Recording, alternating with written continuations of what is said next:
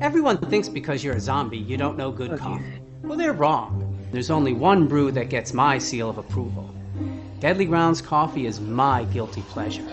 The aroma is so intoxicating. It brings all of my neighbors out of the woodwork. Deadly Grounds coffee. Coffee to die for and zombie approved. It's good to get a little deadly. Use the front door! Oh, they're so disgusting.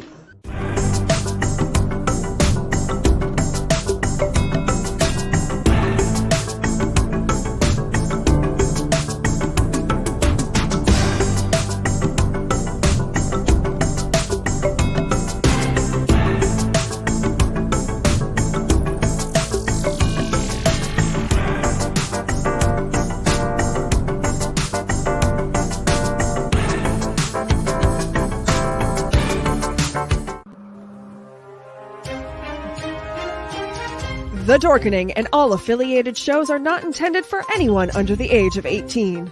The following may contain discussions or scenes that have adult situations, graphic violence, nudity, strong sexual content, and graphic language. This show is intended for mature audiences only. Viewer discretion is advised. Ladies and gentlemen, the motion picture you're about to see contains scenes so terrifying, the public must be given grave warning.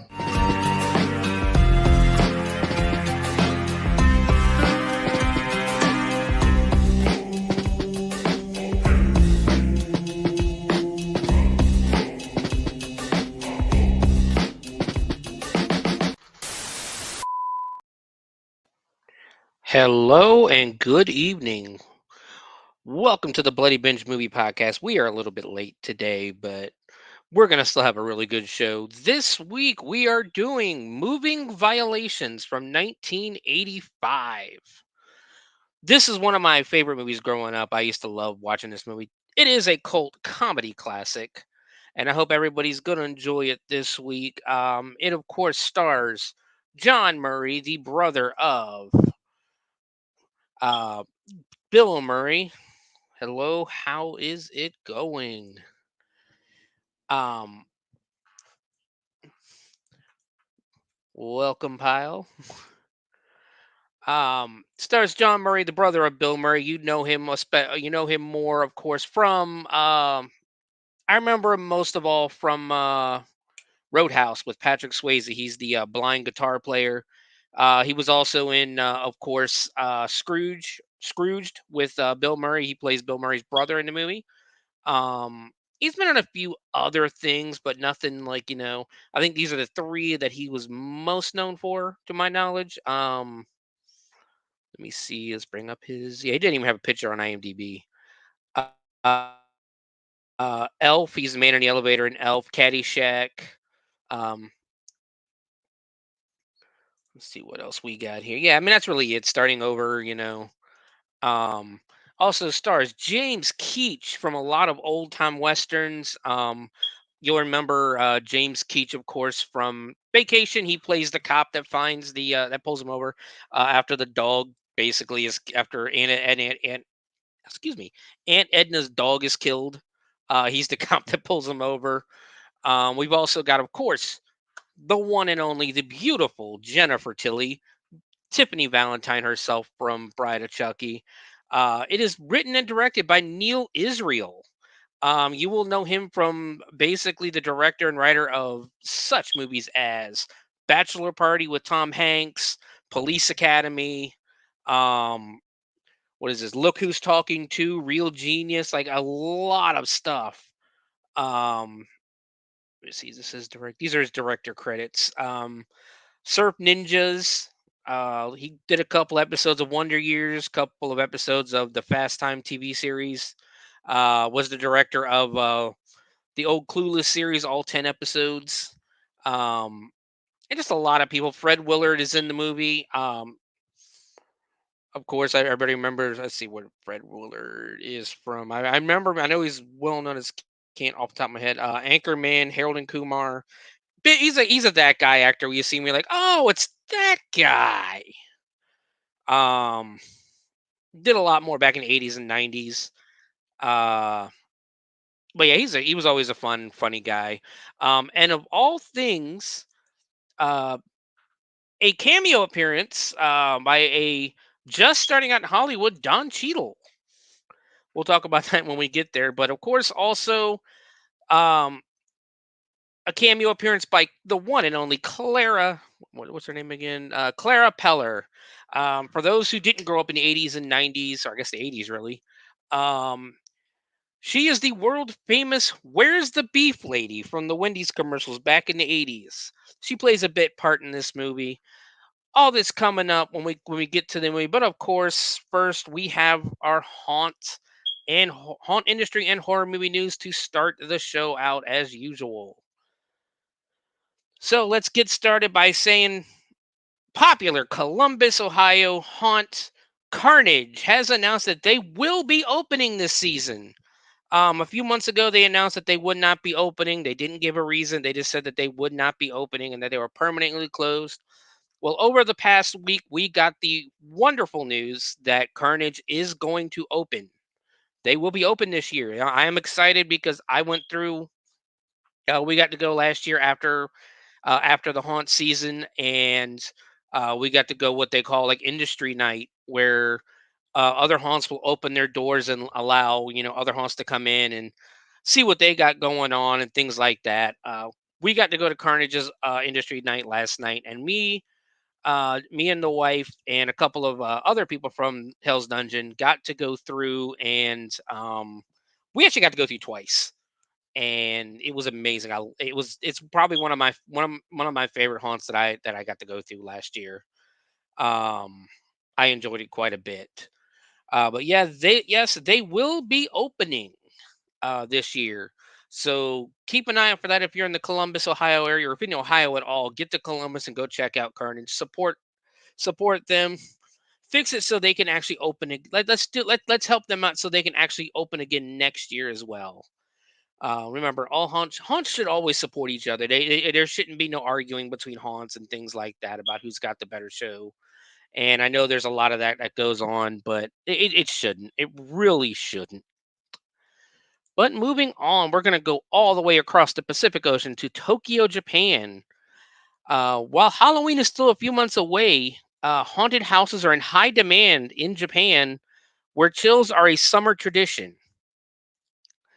In Japan, summer is generally associated with the dead. It is believed that the souls of ancestors return to their home altars during the Oban festival. I'm pretty sure I butchered that, which takes place in mid-August.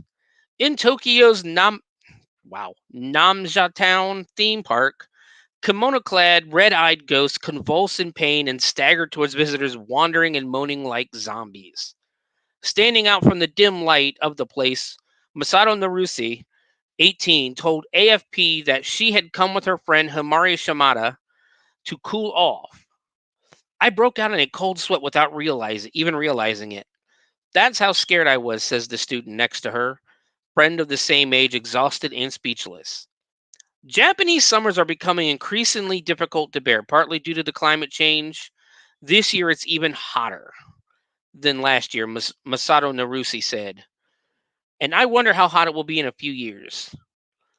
Japan experienced its hottest July in 2024 since records began 126 years ago, with temperatures 2.16 degrees Celsius or 37.4 degrees Fahrenheit above average. In central Tokyo alone, 123 people died of heat stroke in July, when extreme heat waves amplified by climate change struck, forcing a record number of ambulances to be deployed in the Japanese capital. Local authorities reported "cool the liver." Many Japanese haunted mansions play on the reputation as a refreshing place by using slogans like "a thrill to take that takes away the summer heat." The success of these establishments can be explained by the tradition of kabuki theater, according to Hirofumi Gomi, who has worked for 3 decades as a producer of such frightening experiences. According to the tradition, kabuki theater struggled several centuries ago to attract spectators in the summer, as they were reluctant to crowd indoors because of the heat. But the situation changed when the actors left aside human feelings to depict scenes of horror, combining surprises and special effects like contemporary haunted houses.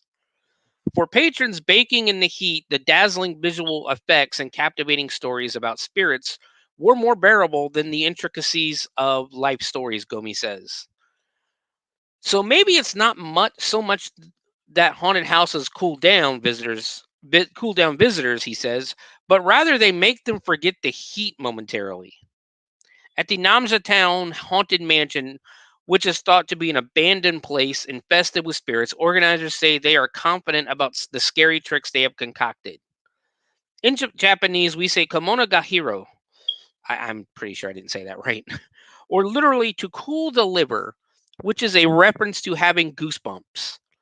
Hiroki Matsubara of the managing company Bandai Namco Amusement told AFP, "We believe that visitors can experience being frightened, surprised, or even chilled to the liver, which we hope can help them enjoy a feeling of freshness this summer." So basically, it's from what I've read on a couple of stories. It's Japanese tradition that they hold their haunted houses in the summer, essentially to cool down. Um, it's something I guess they've been doing for years, which I understand. I get. Um, Whether, like it says, it either cools you down or you just forget the heat for a little bit. But that's pretty awesome. I wish there could be more summertime haunted houses near Dayton, but unfortunately there are not. I have only ever worked in one haunted house that was open during the summer, and that was because we were at a beach, and I had a blast doing that. Um, so yeah, definitely, Japan's got the right idea. They do. Haunted houses should be a year-round thing. But moving on, CBS series Ghosts is becoming an eerie experience in Los Angeles in time for Halloween and the show's season 4 premiere. Called Creep LA Ghosts, the new experience is a collaboration between CBS and Creep LA, a Halloween event run by Just Fix It Productions. The 60-minute immersive experience is for visitors over the age of 18 and will be held from October 4th through the 27th of October in two historic West Adams mansions. We're excited to present a haunted house experience that brings the dead of ghosts to life for fans this Halloween season, said Mike Benson, President and Chief Marketing Officer for CBS. Thanks to our partnership with JFI Productions, Creep LA team, we envision attendees smiling their way through the Ghosts Woodstone Mansion themed welcome experience before screaming their way through the immersive, scare-inducing neighboring mansion for a night they'll long remember. Creep LA Ghosts will recreate the lobby of the show's haunted Woodstone bed and breakfast in one of the mansions. Guests will enjoy photo opportunities and memorabilia from the series. At the other mansion, guests will embark on a scare filled journey exploring various ghost stories, different types of spirits, and representations of the afterlife. Here, the ghost will come to life in unexpected ways, says Just Fix It Productions, which held a similar Creep LA event in 2021. It adds Creep LA intertwines nuanced and in depth storytelling with hands on audience interaction, fostering emotional connections and unforgettable moments. Meanwhile, cult classic Halloween movie Trick or Treat is coming to Six Flags Fright Fest event this year, and its director has shared a sneak peek at the haunted house. I did not get any videos or anything like that of that. I don't even know why that has anything to do with the story, in all honesty. The fourth season of Ghost arrives on CBS and Paramount Plus on October 17th. So yeah, if you like this, I've never actually sat down and watched the series Ghost. I'm very bad about watching TV and series and movies anymore. I'm always busy with something else going on, and I just don't have time. Like we just recently finished watching Resident Alien, which was amazing. I loved Resident Alien. Waiting for season 4. Very very fun show. Very funny show. So yeah, if you're in the LA area, go check that out. Might be fun, especially if you're a fan of ghosts. Moving on back to the East Coast, a very sad story actually. Operators of a haunted house attraction in Greene County, North Carolina, announced that it will be closed for this season following a Saturday evening fire. Officials said the house fire broke out before 8 p.m. on Frizzle Farm Road between Maury and Hookerton. When fire units arrived, the house known as the Wicked Haunted House was engulfed in flames. On Sunday, operators of the Halloween season attraction took to Facebook and explained that the house had burned to the ground. The loss is not only devastating to us, but to our loyal fan base all over eastern North Carolina. We have been providing a fun, unique, haunted experience for all to enjoy for 7 years now, the post stated. The post also said that the haunted house would be closed down for the 2024 Halloween season, but the group vowed to return in the future. We assure everyone that we will return and rise from the ashes. The Snow Hill Rural Fire Department, Hookerton Volunteer Fire Department, and Maury Volunteer Fire Department battled the blaze throughout the evening. A cause of the fire has not been provided. So keep your thoughts and your prayers to our brothers in the haunt industry over in North Carolina. I don't know where Greene County actually is, but I think it's either close to the Outer Banks or it's on the Outer Banks. Because when I clicked on the news link to read it, it has some stories about Nag's Head, which is on the Outer Banks of North Carolina. So hopefully they can get it back together and get open for the 2025 season. It's never a good thing when a haunt can't open for a year because the profits from that year go to making the next year that much better. Um, so keep them in your thoughts and prayers. Hopefully they can, if you pray, and thoughts and prayers if you believe in prayer, but um, hopefully they can get their stuff together for next year. But moving on a little further north to Williamsburg, Virginia, my old stomping ground. Hallow Scream at Busch Gardens returns for its 25th year, featuring two new haunted houses that expand its lineup to a total of 5 mazes, which is about average. They usually only have about 5 mazes.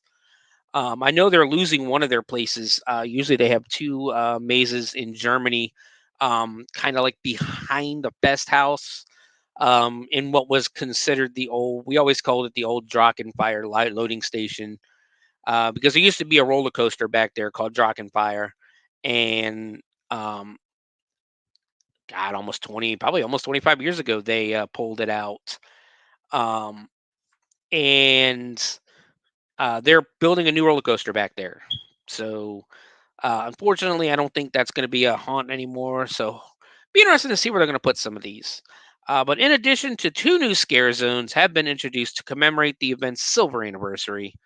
The two new haunted houses are Clowntown and Monster Manor. In Clowntown, Brave Park guests can explore a bizarre nightmare dimension created by the exiled clowns of the Festa Italia village. According to the park's website, it will resemble a demented circus. That'll be awesome.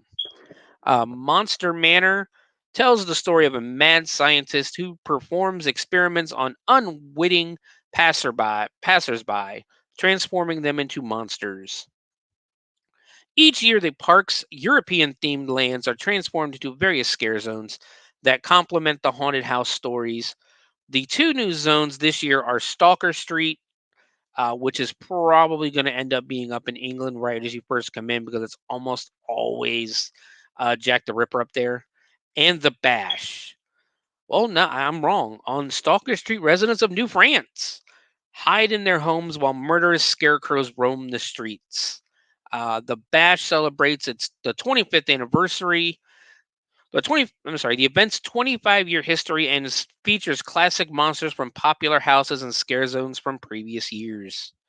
Hollow Scream 2024 will run through September 6th all the way through November 3rd, 2024 on weekends, Thursday through Sunday, which they added a couple of days there because they used to only run Friday, Saturday, Sunday, and then even like Saturday and Sunday you could go for the whole day, but Fridays no, you weren't going the whole day. You could only ever go to Hollow Scream. Um, I'm not sure how they're doing it this year. I know historically and traditionally they do not charge an extra fee to get into Hollow Scream. Usually, it's whatever you pay to get into the park gets you in for the whole time. Um, and I used to love. That was one of my favorite things about Halloween was going to Hollow Scream before the hayride opened and checking them out. Sorry, I thought I was gonna have to sneeze there. I might have to sneeze here in a second though. Yep, there it is.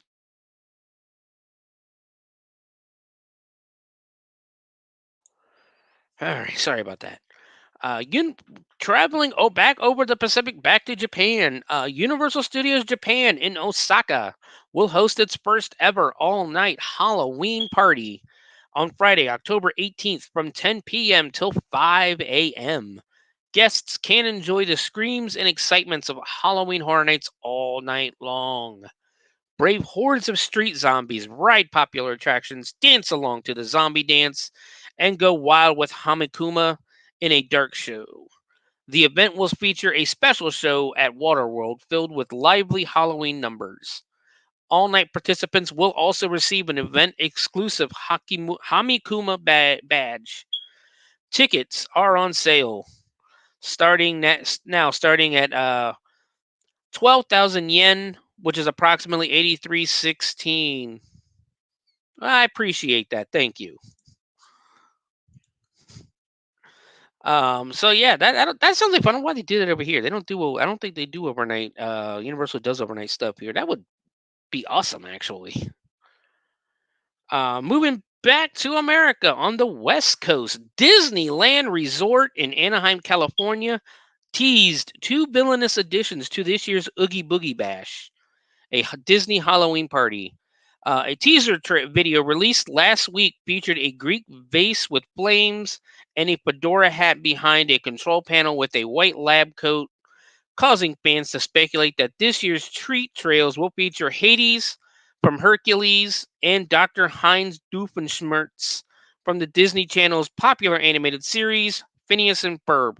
And I'm going to tell you right now, one of those is not correct. I believe the doctor's coat. Looking at it, I think it's Yzma. I think it's Yzma from Emperor's New Groove, which would be awesome because that's one of my favorite villains. I I may have been too old to watch Disney movies when Emperor's New Groove came out, but goddamn, I laughed at that. I laughed at that movie. Kronk and Yzma may just crack me the hell up. While the official reveal is on its way, the two new characters are set to join an impressive list of villains, including Agatha Harkness, the Headless Horseman, the Sanderson sisters, Captain Hook, Ursula, Jafar, Mother Gothel, and more. Oogie Boogie Bash runs select evenings from August 25th through October 31st. Tickets are currently sold out. That's what sucks. I love as much even as if no matter if you want to go to Disney, you can't go to Disney because for crying out loud, they're always sold out. Like it's kind of ridiculous. Staying in California though, we're gonna go down to Riverside, which shouldn't be too far away because Riverside is also a suburb of Los Angeles. Castle Dark will return with new mazes, scare zones, and more. Fridays through Sundays, September 20th through October 27th. This year's event will feature 3 traditional mazes: Funhouse of the Demented, Seance, and Labyrinth. 2 scare zones and the event's first ever VR maze, Sinister Inn, an immersive 5D experience that will be available for an additional fee. New shows include Sliders of the Kingdom, Tea Time with Lady Lou, and Countess Allura. Special food, beverage, and retail items will also be available during the event. Tickets are on sale now, starting at $34.99. So yeah, I mean, again, somewhere else, somewhere awesome to go check out in California. Moving on a little further south, we're going to go down to Waxahachie, Texas, for Scream's Halloween theme park, and it is hiring for the 2024 Halloween season. Available positions include scare actors, food and beverage, pubs, front gate, games, grounds crew, makeup and costuming, sanitation, and safety services. Actor and makeup training will take place September 13th through the 28th. Orientation and manager training and dress rehearsal will take place September 28th, and the event runs Fridays and Saturdays from October 4th through November 2nd. Interested individuals can fill out the online form to apply. Again, every haunted house is hiring right now, guys. Every single one of them. No matter what you want to do, if you want to be involved in the haunted house industry, go.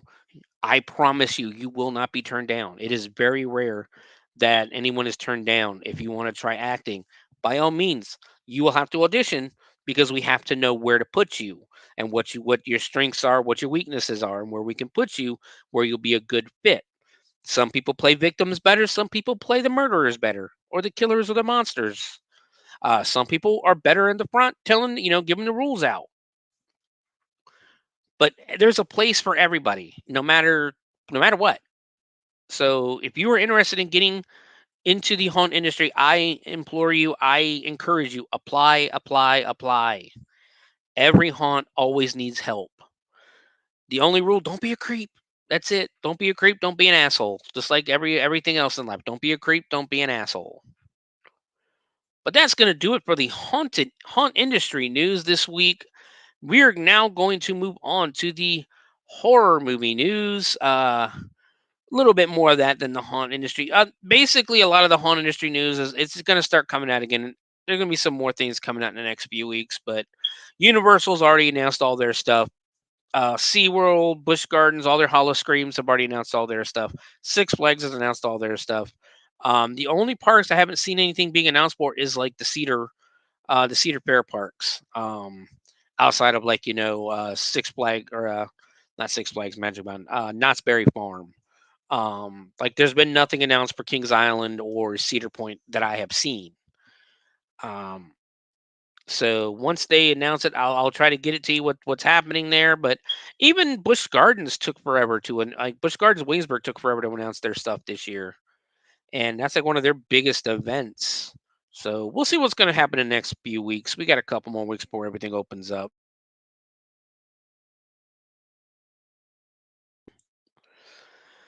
So starting with the horror movie news, Popcorn Frights Film Festival is back this year, both in person and virtually. From August 8th, I guess it started yesterday, all the way through the 18th, they've unleashed the first wave of programming, indicating that the fest is going big for its 10th anniversary celebration with new premieres, virtual screenings, and exciting retro showings, including the lost first cut of Brian Yuzna's Return of the Living Dead 3. To add to the pure mayhem of its anniversary celebration, Popcorn Frights 2024's in-theater experience will be offered free and open to the public as a gift back to the community for 10 years of their dedicated support and movie-going love. Popcorn Frights Free Festival is made possible by the generous support of Nightmare Weekend Miami. Highlights include the 35th anniversary presentation of Brian Yuzna's, I probably butchering that name, spectacularly insane masterpiece Society, one of the ickiest, sweatiest, gloopiest, horniest, and most original body horror shockers of all time. The Master of Horror will also attend the first screening of the lost first cut of the Return of the Living Dead 3, featuring 10 minutes of uncovered footage that Brian Yuzna himself hasn't seen. Fucking directed it. How did he? Okay. This exclusive screening event is made possible by filmmakers Dustin Ferguson and Chris McGibbon, who unearthed this previously unknown cut of the film, a testament to their efforts in uncovering this hidden gem of horror cinema. Legendary directors William Lustig and Adam Rifkin are set to join Popcorn Frights for two special double bill events. Brimming with encroaching dread, the festival is also unleashing the supernatural horror film The Grudge with a special 20th anniversary screening attended by the writer Steven Susko. Before the screening, a Masters of Horror panel will be moderated by Bloody Disgusting and will feature Brian Yuzna, William Lustig, Adam Rifkin, and Steven Susko. That doesn't even touch on the brand new premieres and virtual screenings, including a special presentation of IFC Films' Beauty Revenge thriller Skincare, starring Elizabeth Banks. And the fun doesn't stop there. A second wave of Popcorn Frights 2024 titles with more than 2 dozen additional feature film premieres for in-theater and virtual programming will be announced next week. I've looked at the list. It is a very long list. I will be here forever reading all these movies off. Um, so I would suggest looking it up, looking up on Google, trying to figure out where they're going to show them and everything like that, and watch what you can. Um, so yeah, it's okay. That's what that is. Sorry, I was looking at my next story. I forgot to put a headline here. Um, yeah, always go find the horror. It's great. Moving on, we're going to stay with Return of the Living Dead thing because there's something going on. One of the greatest horror comedies of all time, Daniel Bannon's 1985 movie, The Return of the Living Dead. I love that movie. Ended up launching a franchise that to date includes 5 total movies, but it's been nearly 20 years since the direct-to-video release of 4th and 5th installments, Return of the Living Dead Necropolis and Return of the Living Dead Rave to the Grave.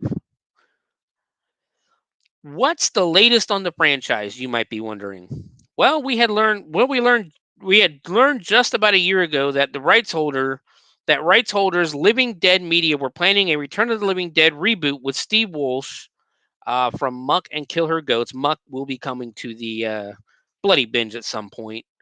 Attached to direct. This information gleaned from the company's official website. Well, that website, it seems, is no longer online. Living Dead Media said last year our reboot of Return of the Living Dead will expand the existing world created by the original 5 films while staying true to the R-rated sci-fi horror dark comedy roots adored by fans of the cult classic around the world for the last 35 years.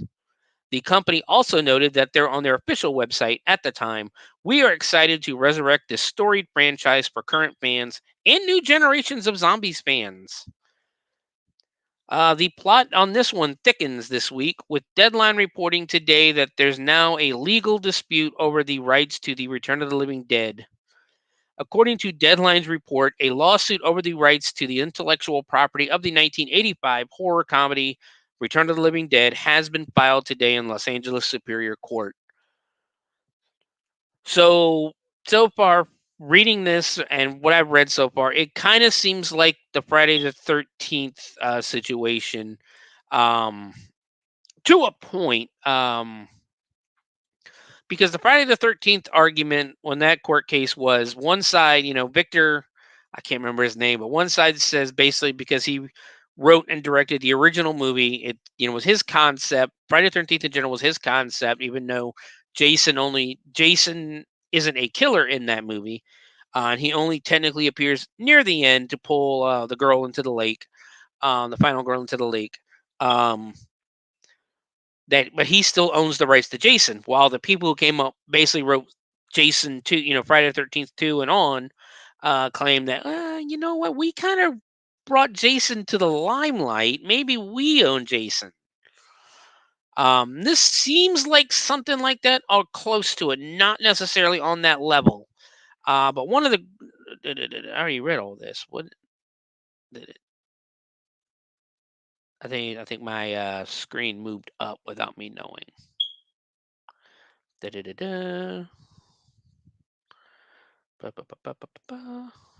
The company that filed the lawsuit is Living Dead Media LLC, and it's been filed against a new company titled ROTLD Originals LLC that was formed on July 7th, 2024. Oddly enough, this company was formed by the Return of the Living Dead star Beverly Dawn Hartley, aka Beverly Randolph, and Living Dead Media says she has no actual ownership rights, which if she's just an actor, no, she really doesn't. Living Dead Media claims that the newly formed ROTLD Originals LLC is attempting to interfere with active and existing contracts between Living Dead Media and its licensees. The lawsuit states, simply being an actor in a film does not grant or convey any particular rights to that character or any other character, or any rights to the original film, any derivative works, or related intellectual property. Miss Hartley has no rights, title, or interest in the original film. Neither Miss Hartley, ROTLD, nor any of the other purported members have any rights whatsoever in any of the characters or merchandise that is being sold by these licensees. Living Dead Media, according to court documents, owns the copyright in and to the original screenplay and the underlying script for the Return of the Living Dead film and other trademarks, including a United States registered trademark for Return of the Living Dead and other intellectual property related to the original film. It is axiomatic that LDM has the legal right to license and enter into other agreements related to its intellectual property. While the Living Dead Media LLC website seems to be offline at the moment, an official merchandise shop operated by the same company does appear to be currently active online.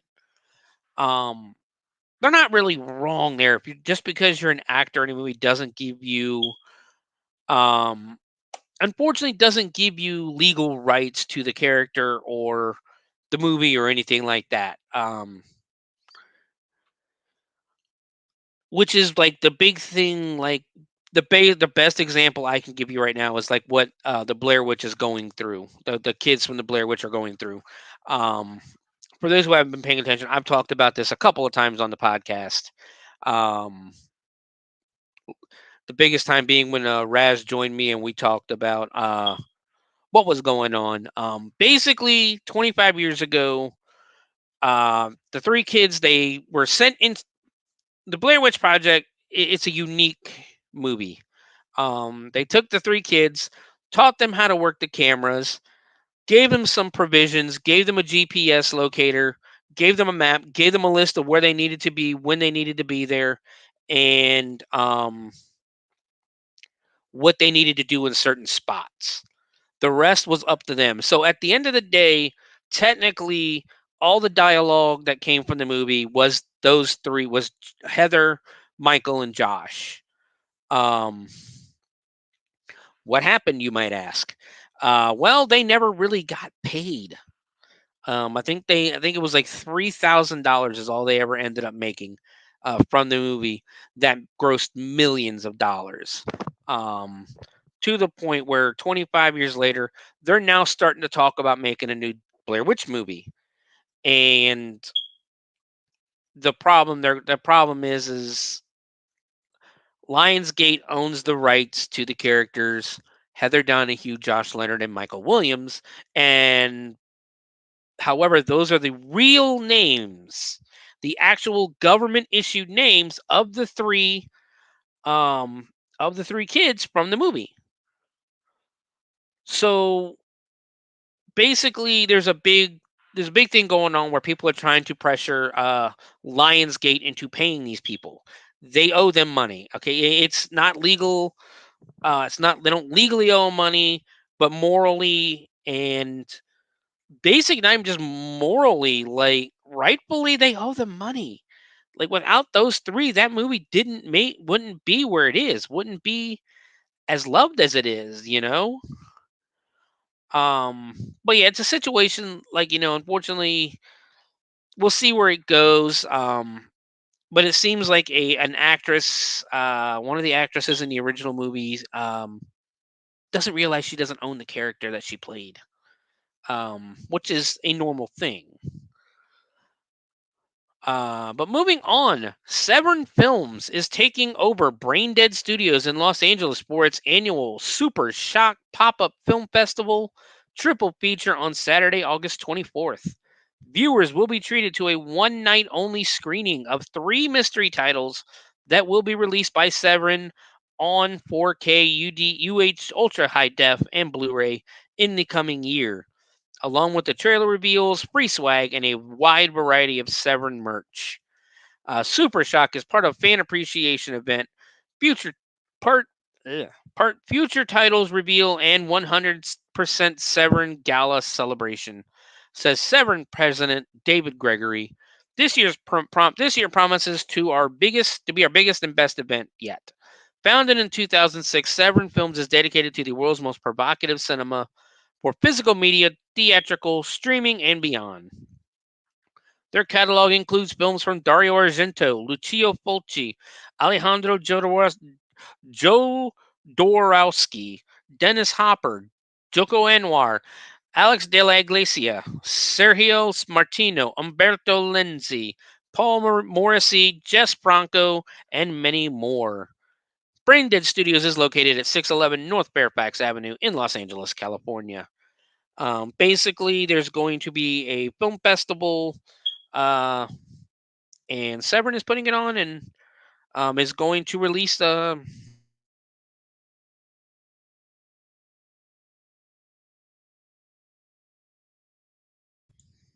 Sorry, I think I had to sneeze again. I think something in this room or something. Um, you go check it out. You're gonna know what they're gonna release the next year, basically. At least three of their movies. Severin is cool if you like the old exploitation movies, like I do. There's a lot of like old school porno that they release. A lot of those X-rated movies that movie theaters wouldn't show, or they got banned certain places and things like that. So we'll see what they release. Severin is pretty good about what they do with the re-releasing stuff. But moving on, horror movies based on public domain properties are pretty hot right now. Winnie the Pooh, Blood and Honey. Um, there's that Cinderella one coming out. Um, there's the Steamboat Willie one getting made. Um, but it seems like a lot of filmmakers are messing around and finding out when wading into these waters. Much the same way Mickey's Mousetrap was retitled The Mousetrap for its video on demand release this week, the film formerly titled Sleeping Beauty's Massacre has a new title for its own release. Now titled Ouija Castle, the Sleeping Beauty inspired horror movie is now available on video on demand outlets including Prime Video. Yes, Ouija Castle. You can watch the new trailer below. I don't have the new trailer because I don't want to get anybody in trouble. From the team behind, see, it's not just me that gets like demonetized on YouTube or anything like that. If I put trailers in the podcast now, it would actually. I'm working now with the Owlite Network and a couple other networks. So if I put the trailers in there, I don't want them to get demonetized because I put a trailer in my podcast. So unfortunately, I can't put trailers in right now. Where I can't, I probably could. They would probably allow me, but I don't want to because I don't want to cause trouble for anybody else. If that makes sense. Um, from the team behind Cinderella's Curse comes Ouija Castle, a horror retelling of the classic tale of Sleeping Beauty that was directed by Louisa Warren, who directed Cinderella's Curse. In the film, the beautiful Princess Talia is thrown into ruins after her father's mysterious death. She lives with Prince Edison, who she is in love with, but can no longer marry since losing her status. Queen Velma wants the kingdom for herself and will use her dark powers and use of the occult to take over at any means necessary. Velma casts Talia into a deep sleep to never wake, till one day she does and her web of lies starts to fall around her. A violent twist after twist with gory and graphic deaths will ensue. Laura Ristova stars in Ouija Castle as Princess Talia, along with Benedict Clark, Sophie Rankins, Charlotte Coleman, and Yvonne Kerwin. Director Louisa Warren had teased a few months back that this film will flip everything as you know it on its head. It is savage, dark, and utterly horrifying. I am setting out to create the most uncomfortable horror experience to date. There will be lies, gore, and a big massacre. If you look back at the original material, there is so much to play with. Yeah, I was bound to happen. Disney's not gonna just let you fucking take their shit. It wasn't. They weren't gonna do that. And with all the money that Disney has, all the high priced lawyers and everything like that, um, these small time studios aren't gonna compete. Um, I'm hoping Steamboat Willie stays the way it is because I love that trailer, that teaser trailer they put out. But yeah, most of these Um, I think a lot of these are gonna start getting the titles are gonna change.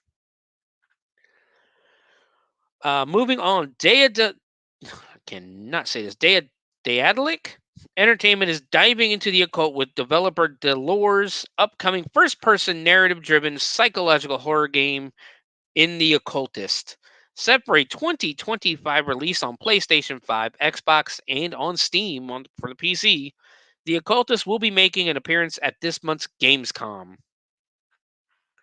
The story centers around paranormal investigator Alan Rebels, who travels to the enigmatic island of Godstone, determined to uncover the truth behind his father's mysterious disappearance. However, Alan does not travel alone. He carries with him his mystical pendulum, an object of unknown origin that accompanied him on all of his past paranormal investigations. Godstone was inhabited until 1950 by an infamous macabre cult that performed disturbing experiments and cruel rituals. No one has ever set foot on the island since until today. Using his paranormal talents, Alan must interact with the ominous souls that seem to remain in the foreboding streets and buildings left on Godstone, or avoid them at all costs should they be wrathful. Central to the game's mechanics is the occult. In the occultist is Rebel's mystic pendulum, which has 5 unique mechanics to interact with and manipulate the environment. That will be key to solving the various puzzles you'll encounter, as well as you having to utilize stealth tactics to avoid drawing unwanted attention on your mission. Daedalic Entertainment is dipping into the. Why did it copied it again? Um. So yeah, yeah, that sounds like an awesome game. I'm gonna be taking a look at that. Let me see. Yeah. Moving on. One of the things coming this September next month to the Cincinnati Ohio area. I do appreciate that. Thank you. I'm enjoying being on here. Um,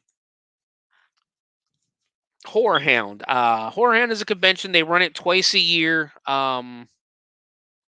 Normally once a year they go to Indianapolis, but apparently they had a big falling out with the convention center out there, and they decided to. Last year was the first time since the pandemic that they went back to to um Indianapolis. Basically, the first time they went back to Indianapolis since the the Corona pandemic. But they had some kind of a falling out last year with the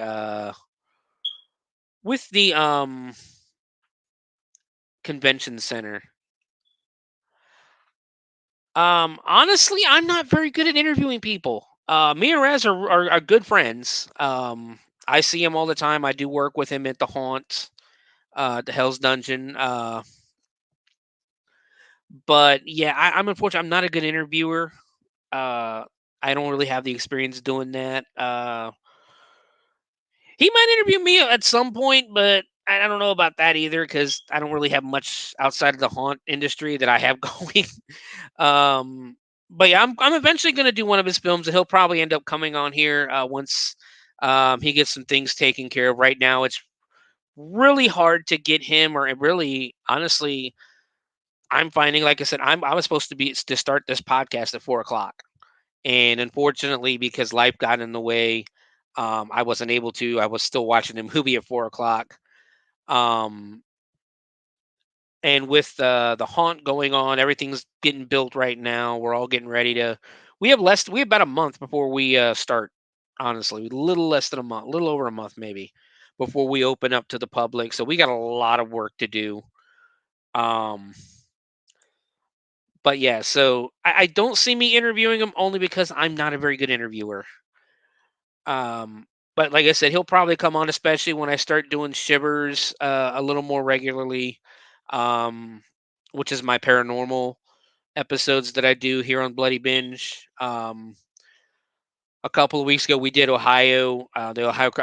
Right now. We're getting ready to go through like all 50 states, doing the cryptids. of each state. We did Ohio a couple of weeks ago, and the next one's going to end up being Vermont because we spun a wheel. So hopefully in the next week or two, we're actually going to be doing that as well. But here in Cincinnati, basically Horror Hound is coming back September 13th through the 15th. Basically, if you want a hotel room, they're probably sold out. They still have tickets on sale. They usually keep the tickets, the like the discounted rates right now. Usually till about the week before the haunt or the convention starts, which is the same weekend that the haunt starts. My heart is breaking because I want to go to Horror Hound, but I also I have a responsibility. The good news is though we don't start till Saturday that week, so I'll be able to go Friday. Um, but here's a list of the celebrities that will be attending Horror Hound in Cincinnati this September. You will find me there at least Friday night, maybe Saturday afternoon or Sunday, definitely, and probably Sunday. You'll see us walking around. I'll probably either be in my Coney costume, um, Coney the Clown costume, or one of my other costumes. I haven't decided yet, really. But here's a list of celebrities that will be there. The big one, of course, someone who probably won't be doing too many more horror conventions. Robert England, Freddy Krueger himself, will be in attendance at the convention. I know that a lot of people had to. I think they were doing like a special lineup for him and stuff like that because him being in his, I think he's in his 80s, if I remember right. He's up there in age, so he can't like sign for hours at a time like he used to be able to. Um, but he's going to be one of the longest lines, needless to say. Next up, Friday only. Friday only. Kevin Smith will be in attendance. The director, of course, of Clerks, Mallrat. He's got his own little universe, Chasing Amy, Tusk, Dogma, Yoga Hosers, Red State, Jay and Silent Bob. The new Masters of the Universe cartoon series on Netflix, which actually wasn't so bad. I mean, it wasn't what I remembered as a kid. I'd much rather watch something like that, but I still enjoyed the story as it was. Jason Mewes will be in attendance the entire weekend. So you can get a Jay and Silent Bob autograph. Get both of their autographs. Excuse me. Jason Lee, also from Mallrats, Chasing Amy, Dogma, Alvin and the Chipmunks. My name is Earl. Will be in attendance the Friday and Saturday only for Jason Lee. Another pretty big name. Cole Sprouse, from Riverdale, Lisa Frankenstein. You remember him growing up, him and his twin brother, um, starring on a lot of stuff, especially Disney Channel stuff growing up. He'll be there the whole weekend. Catherine Newton from Lisa Frankenstein, Abigail, Pokemon Detective Pikachu. She'll be there Saturday only. Skeet Ulrich will be in town again. Of course, from Scream, Riverdale, The Craft, Jericho, Newton Boys. A lot of stuff Skeet Ulrich is in. Always a long line too when he's there. Melissa Barrera, from the Scream franchise. She'll be there all weekend. She was also in Abigail. Mikey Madison from Scream 2022 will be there. She was in the Addams Family 2019, the cartoon, I guess the animated version. Kevin Durant from Kingdom of the Planet of Apes. Proximus Caesar from Abigail, Legion, The Strain, Wolverine, X-Men Origins. A lot of stuff. Alicia Weir, Abigail herself from Abigail. Dermot Mulrooney from Scream 6. Zodiac, Copycat. Dermot Mulrooney's been in a lot of stuff, especially a lot of romantic comedies, mostly. Tony Revolori, from Scream 6, from Spider-Man trilogy, is Flash Thompson. Willow, the Grand Budapest Hotel, like he's been in a lot of stuff. Sonia Amar, also from Scream 2022. Let's see if I got bigger names. Tom Atkins, Night of the Creeps, Halloween 3. Haven't met him yet. This will be my first time meeting Tom Atkins. I'm looking forward to that, especially because I like Halloween 3. Jason Lively, Night of the Creeps. Also from one of my favorite movies. I am a huge fan of I'm a big fan of the National Lampoon's Vacation movies. Um, and Jason Lively plays Rusty from the second one, from European Vacation. So that's exciting for me. Jill Whitlow from Night of the Creeps. Stephen Marshall also from Night of the Creeps. Alan Kaiser, Night of the Creeps, TNT Jackson. But I remember him from a little TV show from the 80s called Mama's Family, as he played Bubba Harper. I loved Mama's Family growing up. One of my favorite shows. Heather Langenkamp, Nancy Thompson, of course, from Nightmare on Elm Street. Amanda Wyss from Nightmare on Elm Street. Fast Times at Ridgemont High. Ronnie Blakely from Nightmare on Elm Street. C.J. Graham, one of the Jason Voorhees himself from Jason Lives, will be in attendance, along with Don Shanks, Michael Myers from Halloween 5. He was also in Sweet 16, Silent Night, Deadly Night. A lot of stuff. Lisa Schrage from Hello, Mary Lou, Prom Night 2. She was Mary Lou. Robert Brian Wilson from Billy from Silent Night, Deadly Night. Like, a lot of big stars, honestly. Eric Freeman from Silent Night, Deadly Night Part 2. He played Ricky in Living Color, Murder Weapon, Husband for Christmas. Scott McDonald from Jack Frost. He plays the snowman himself, Jack Frost. The horror movie, not the Michael Keaton movie. Peter Cowper, My Bloody Valentine. He played the miner in the original My Bloody Valentine. Paul Clemens, the Beast Within the Past. He looks like mostly a character actor. Eerie Vaughn from Sam Hain, Danzig, Rosemary's Babies and the Misfits, as well as John Christ, Sawane, Danzig, John Christ's Snake of Christ. John Christ's Snakes of Christ. He will be performing Saturday night. Eerie Vaughn will just be there signing autographs. The band Zombeast will be in attendance, probably for the show. Leslie Hoffman from Nightmare on Elm Street. She's the if you see her, you recognize she's the girl like Freddy does. Freddy like disguised himself as her with the claws, with the red and the sweater and that and the pigtails. Tony Cecere he's a stunt man who did all the stunts for Nightmare on Elm Street, Scream, The Thing, Ghostbusters. Adrienne and Coy Cecere, his daughters, the Jump Rope Girls from the original Night of the Living or Nightmare on Elm Street, and many more coming. So yeah, wasn't Mama's Family great? Like it was such a cheesy ass show, but it was so fun. Especially I grew up in the South, and I loved watching Mama's Family. But you got to remember, I grew up in the 80s in the South, so whatever Mama or Grandma was watching or Grandpa was watching, that's what we watched. So like, if Mom wanted to watch Andy Griffith, guess what you was watching? You were either going to go outside and play in the heat, or you're going to stay inside and watch Andy Griffith. So guess what? I watched Andy Griffith, and I like Andy Griffith.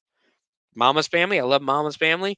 Grew up with the Dukes of Hazzard. Grew up with watching TNT after I got done watching wrestling on Saturday nights. I went and watched. My grandpa took the TV at 8:00. We watched what do you call it? The Grand Ole Opry, and then we watched Shotgun Red interviewing the country music stars of the 80s. Great times. Well, guys, I've been going for an hour now, so we're going to go ahead and take a quick break, run some stuff real quick. Let me catch my breath, take a sip of drink, try to get all the coughs and sneezes out of the way. And when we come back, we are going to dive right into moving violations here on the Bloody Binge Movie Podcast and the Outlet Network. We'll be back in a minute.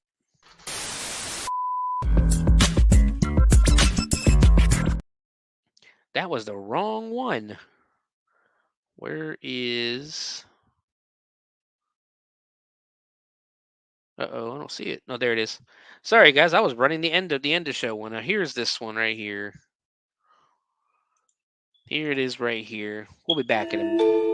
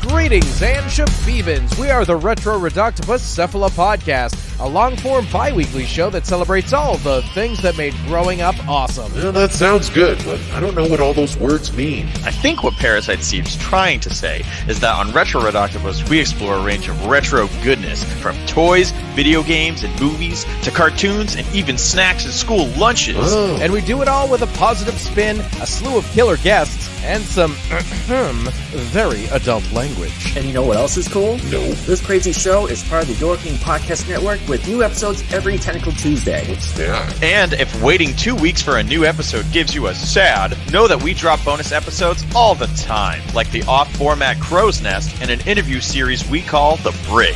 You can listen to Retro Redoctopus on Apple Podcasts, Spotify, Stitcher, or any app that's cool enough to carry the only show that celebrates all the things that make growing up awesome.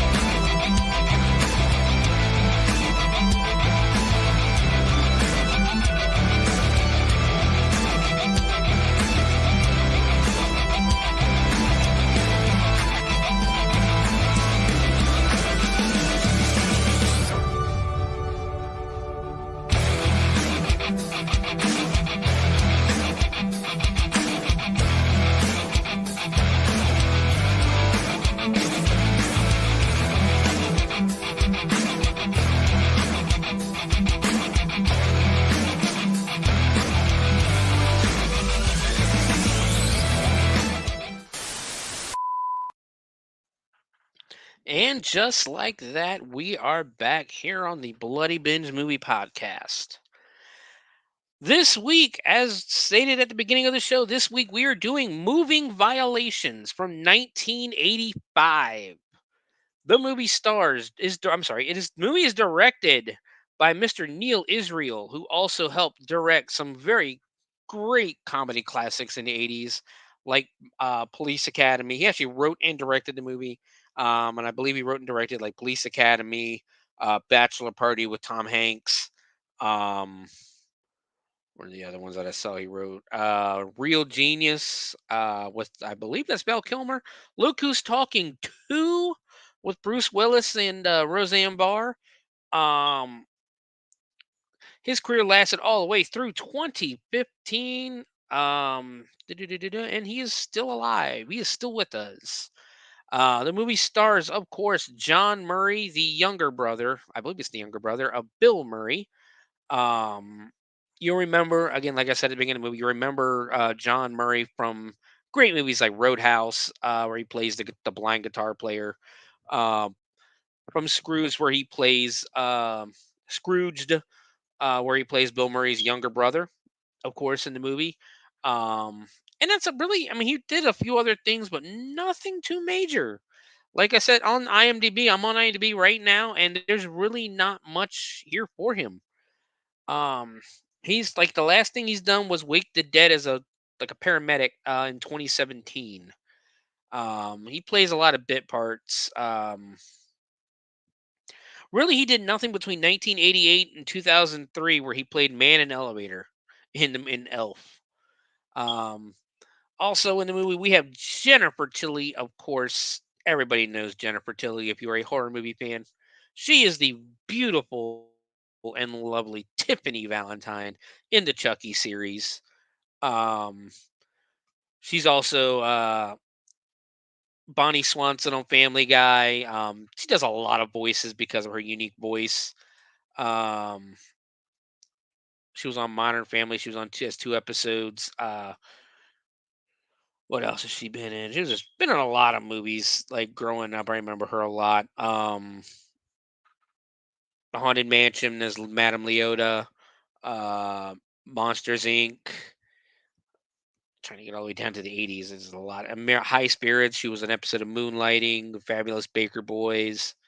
Just so many like shows in that, because she had that unique voice. But of course, she'd make a bigger name, the biggest name for herself as Tiffany Valentine in the Chucky series. Um, She plays Amy Hopkins in the movie. We have James Keach, who plays Deputy Halleck. You see his beautiful face right in the center of your screen. That's the picture I decided to go with this week.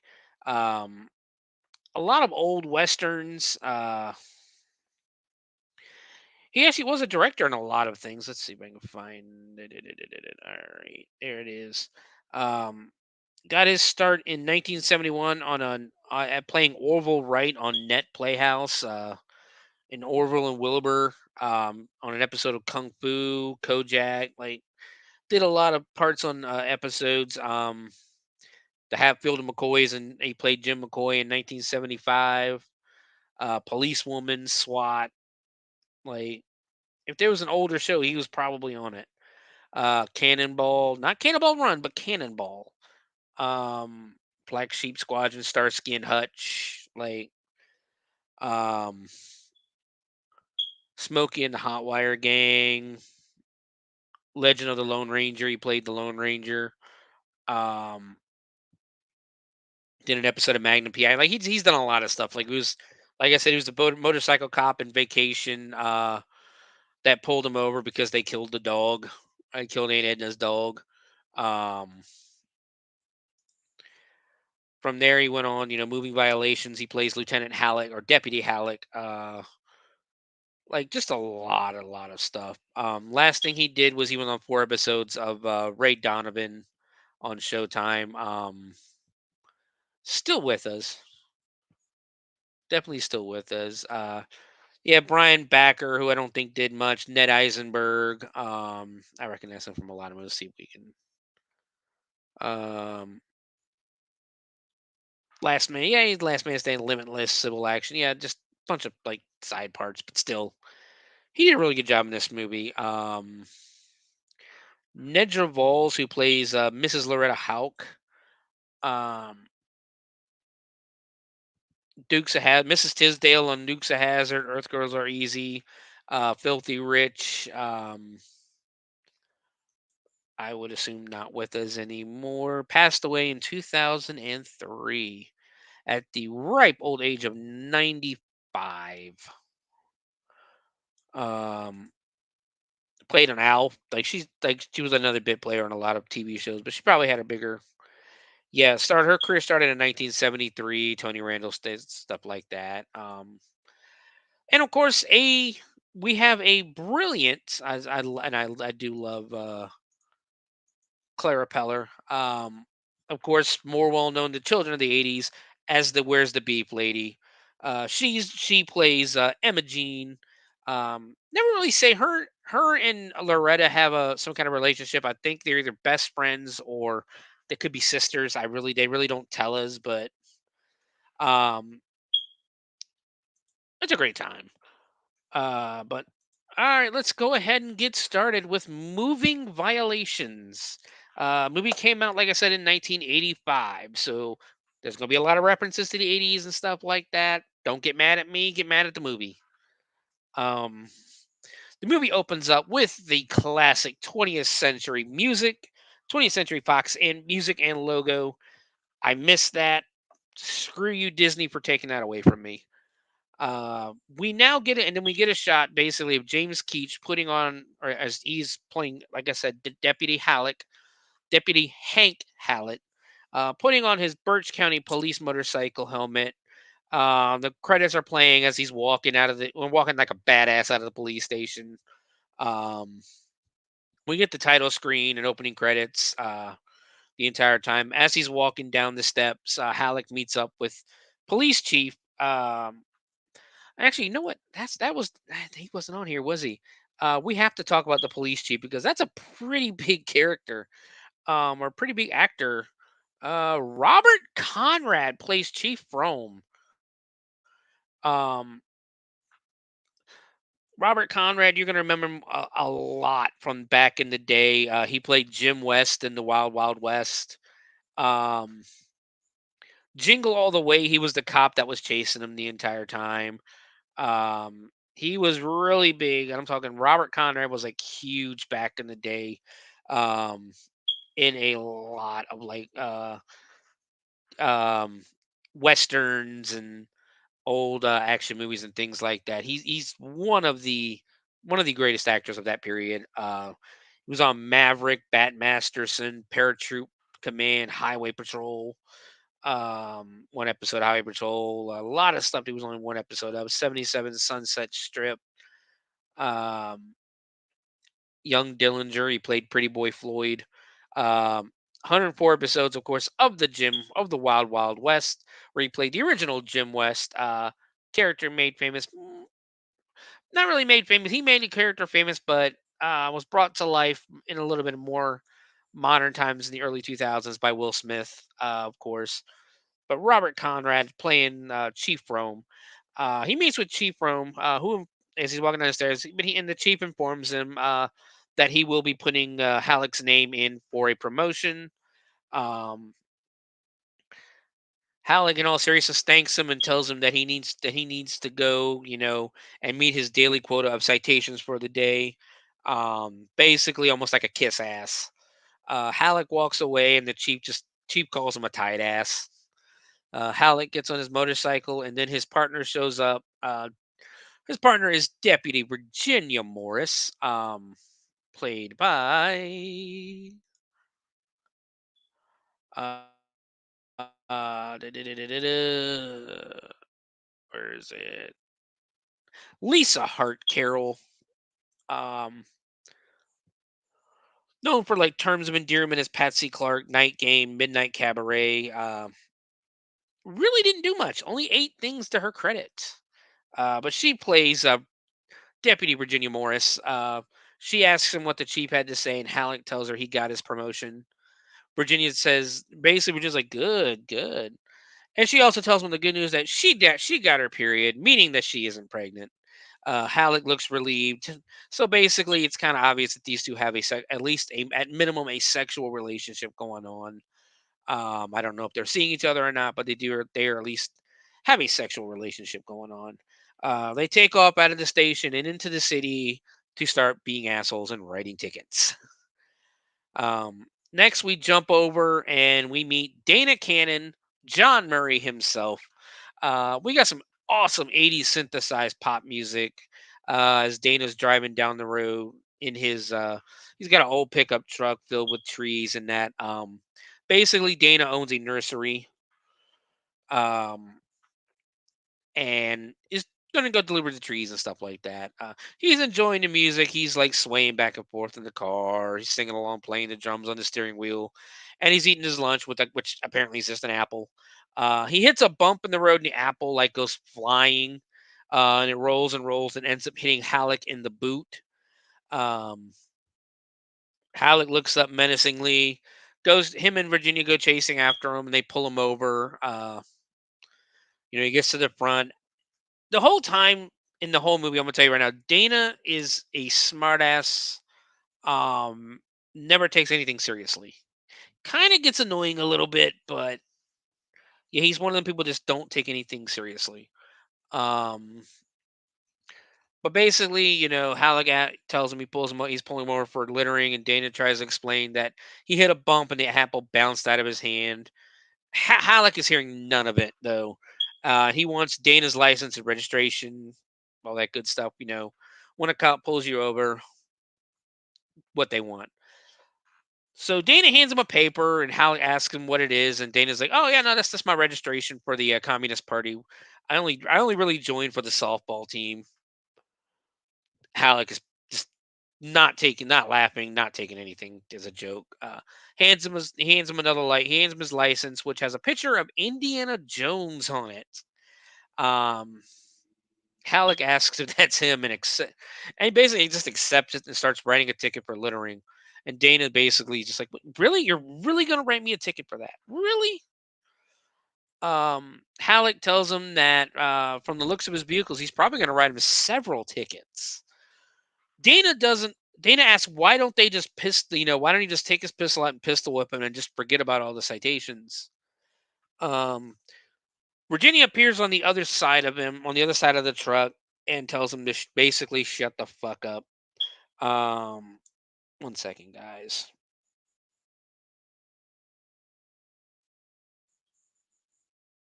Sorry about that. Appears on the side and tells him to shut up, or she'll bring him down. They'll end up bringing him down to the station, which pretty sure that's not an arrestable offense. Talking is not an arrestable offense. Dana says, "Anything you say, sir," and that pisses Virginia off, who lets him know that she's a ma'am. Now, here's the thing. Virginia has a very, very short haircut. And back in the 80s, that was very just something stupid that people did. Was called women with very short haircuts. Sir, or like say they look like men. But here's the thing. Virginia has a haircut that almost resembles the haircut of that T-1000 in Terminator 2. So I can see it, especially with the helmet on, but it still doesn't make him any less of an asshole. Dana tells them that one of them should really wear a ponytail so he can tell them apart. Virginia sees some powdery substance on the seat, and she decides that it's fine to put her hand inside the truck and into the mysterious substance. It does kind of look like cocaine. It's a white powder. She puts it in her mouth and tastes it, and just asks, "What is this?" Thinking she's got him for something. He tells her, "It's fertilizer." She immediately starts spitting it out, and she's like, "Shit!" And Dana says, "Well, yeah, exactly. Yeah, that's it. It is shit." Virginia looks at him and tells him that he's in trouble now, and Halleck just goes, "Big trouble." And I wrote down, pretty sure Dana didn't really do anything wrong in that situation, though, but yeah, he's in trouble. Now we move on and we meet Joan Padillo, played by Wendy Jo Sperber, whose only real claim to fame is actually a pretty big claim to fame. She plays Marty McFly's sister in the Back to the Future series.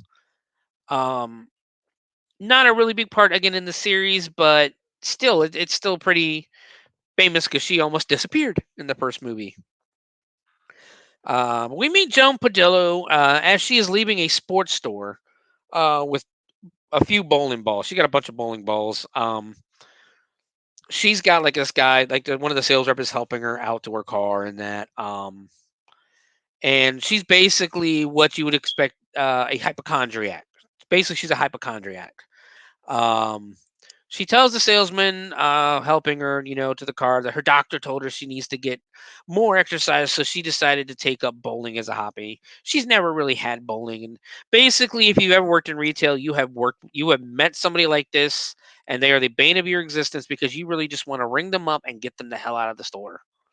But they're going to tell you their whole life story, no matter what.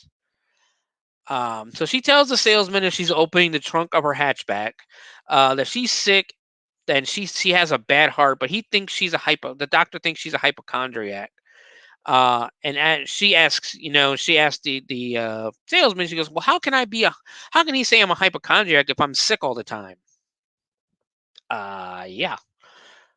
She also tells this complete stranger that if she dies while bowling, it will be the doctor's fault. Um, so we cut away now, and Joan is driving down the street. She's driving back home to bring her new bowling balls home. Why you needed more than one bowling ball, I don't know, but um, she's driving along. She's coughing. She's like all bundled up, and it's obvious this is California, but she's got like the longest coat, like numerous coats on, like she's freezing. And but we cut to Joan driving along, coughing, and she looks at her watch and starts panicking because she's 3 minutes late for her pills. Um, and this bitch just lets go of the steering wheel as she's driving down the road and dives into her purse to try to find the pills. Needless to say, the car veers into oncoming traffic. She realizes her mistake. She tries to fix it and she goes spinning. And as she goes spinning, the bowling balls start flying out of the back of her hatchback because it's just a glass window. Um, the first ball, and this is actually really a really funny scene.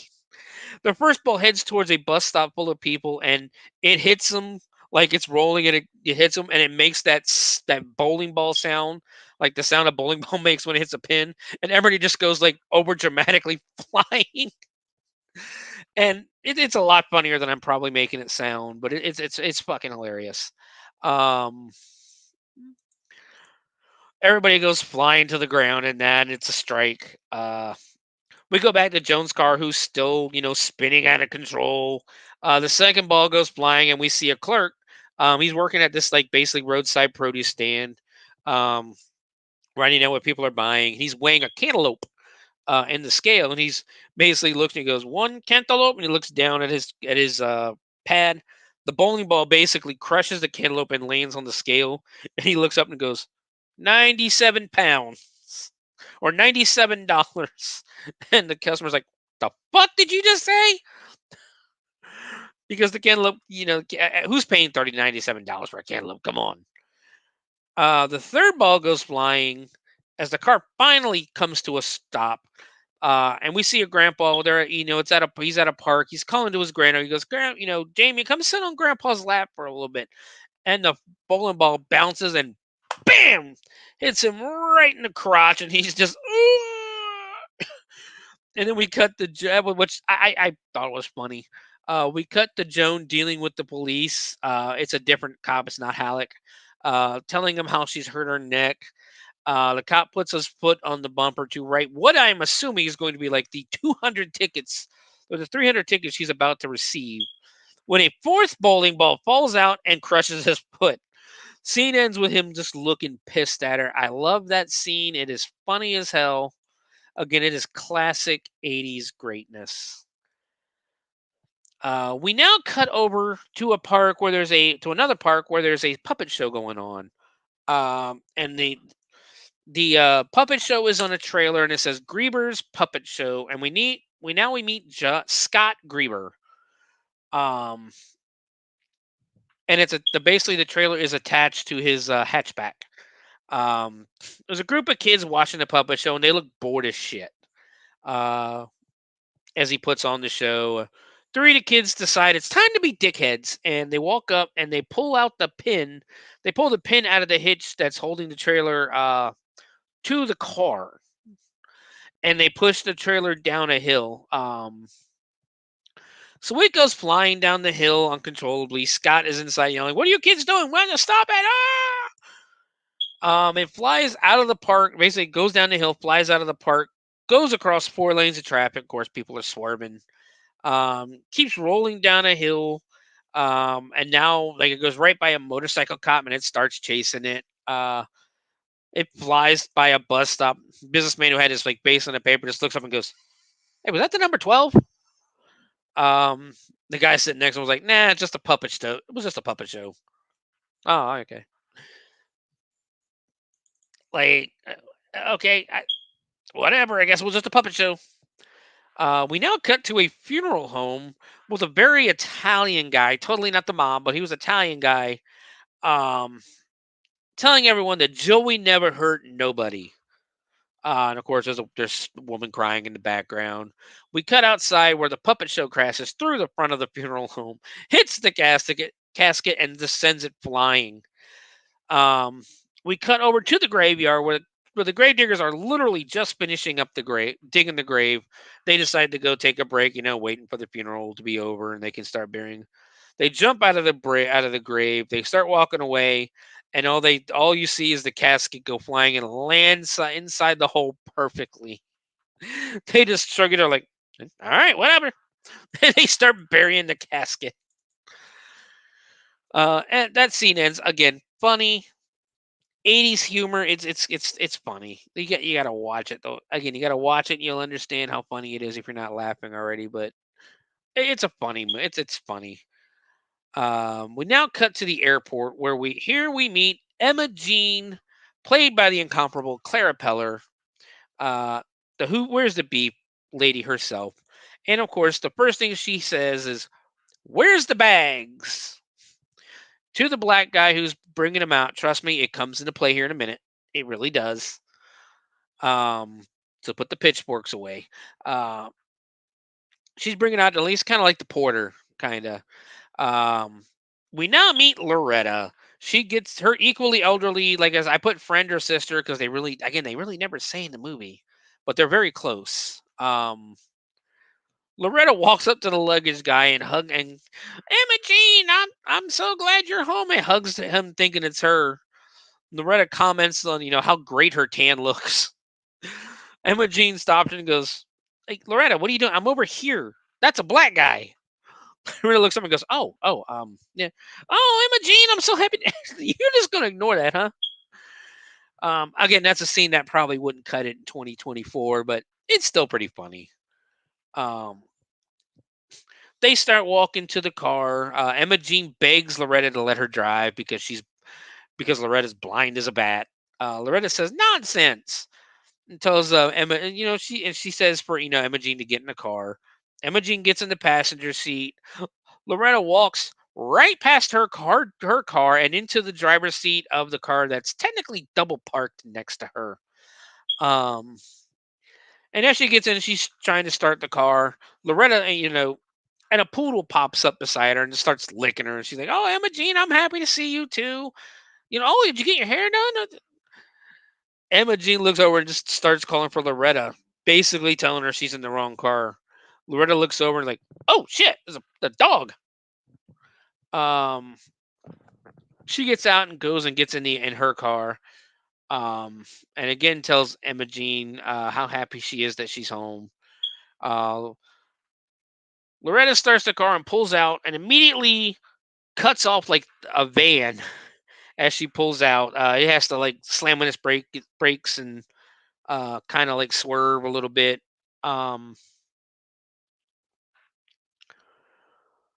Loretta and Emma Jean, they're talking like as neither noticed that that they cut off the van.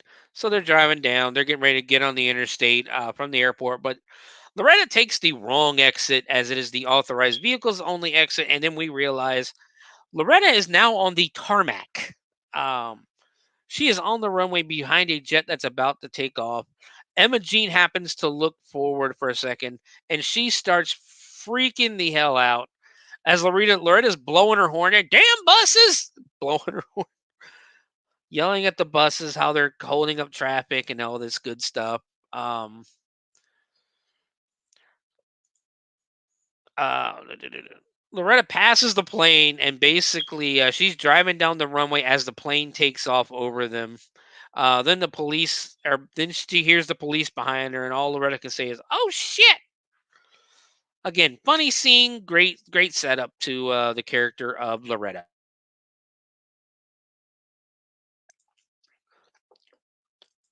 We now cut over to the famous donut hole stand in LA that is featured. It's featured in a lot of the old like 70s, 80s, and 90s movies. If you've seen it, you'll know exactly what it is. It's full of police officers of all ranks. And Halleck and Virginia are pretty much finishing up their lunch. And they're getting ready to leave, and Virginia cleans some crumbs out of Halleck's mustache. Halleck looks over, and there's Dana leaning against a red Oldsmobile. They approach Dana, and Dana says, "Wow, some higher power must want the three of us to be together." Halleck basically isn't having us. He's already doesn't like Dana. Halleck says, "So you have a car too, hey wise ass?" Halleck tells him he doesn't park any better than he drives. And Dana looks confused and is like, What are you talking?" Virginia tells him he's parked in front of a fire hydrant. Um, Dana says, I can see that. He's parked in front of a fire hydrant. Halleck tells him to move the car, and Dana asks, why? Halleck tells him, because you're breaking the law. Dana says he's not breaking the law at all. He basically tells them that he's not breaking the law. Halleck tells Virginia that he sees a ton of violations on this car, like this broken taillight. And Halleck basically takes his nightstick and breaks the taillight. It's that classic police thing where the corrupt police officer where they're like, "Oh, you want me to pay you?" Except he's just being an asshole to be an asshole. Halleck asks Virginia, "What about that malfunctioning headlight?" And she takes her nightstick and breaks a headlight. Halleck smiles at Dana and asks how he likes that. Dana tells him that they're both nutty. Halleck tells him that he's had it with them, and they proceed to essentially beat the living shit out of the car. I'm talking to breaking windows. Halleck puts his foot through the rear driver's side window, breaking all the lights, putting dents in it with their sticks and that. Dana tells him he doesn't understand it because he's like, basically Dana's like, I don't understand because I always liked you guys on Chips. Chief Fromm appears behind him and basically Halleck, and basically asks them what the hell they are doing. Dana tells the chief that on behalf of the deputies that this car was evil and it had to be destroyed. Halleck pushes Dana away and tells him to shut up. Deputy Halleck tries to tell the chief that he asked him to move his car. That he asked this man to move. He asked Dana to move his car, and the chief says, "It's not his car. It's mine." Basically, they just destroyed the chief's car. And the chief says he will see them in his office in the morning in his office. And the chief walks away. Dana says it sounds like trouble, kids. Oh, don't let it get you down. Life goes on. Then Dana walks away playing the funeral dirge. The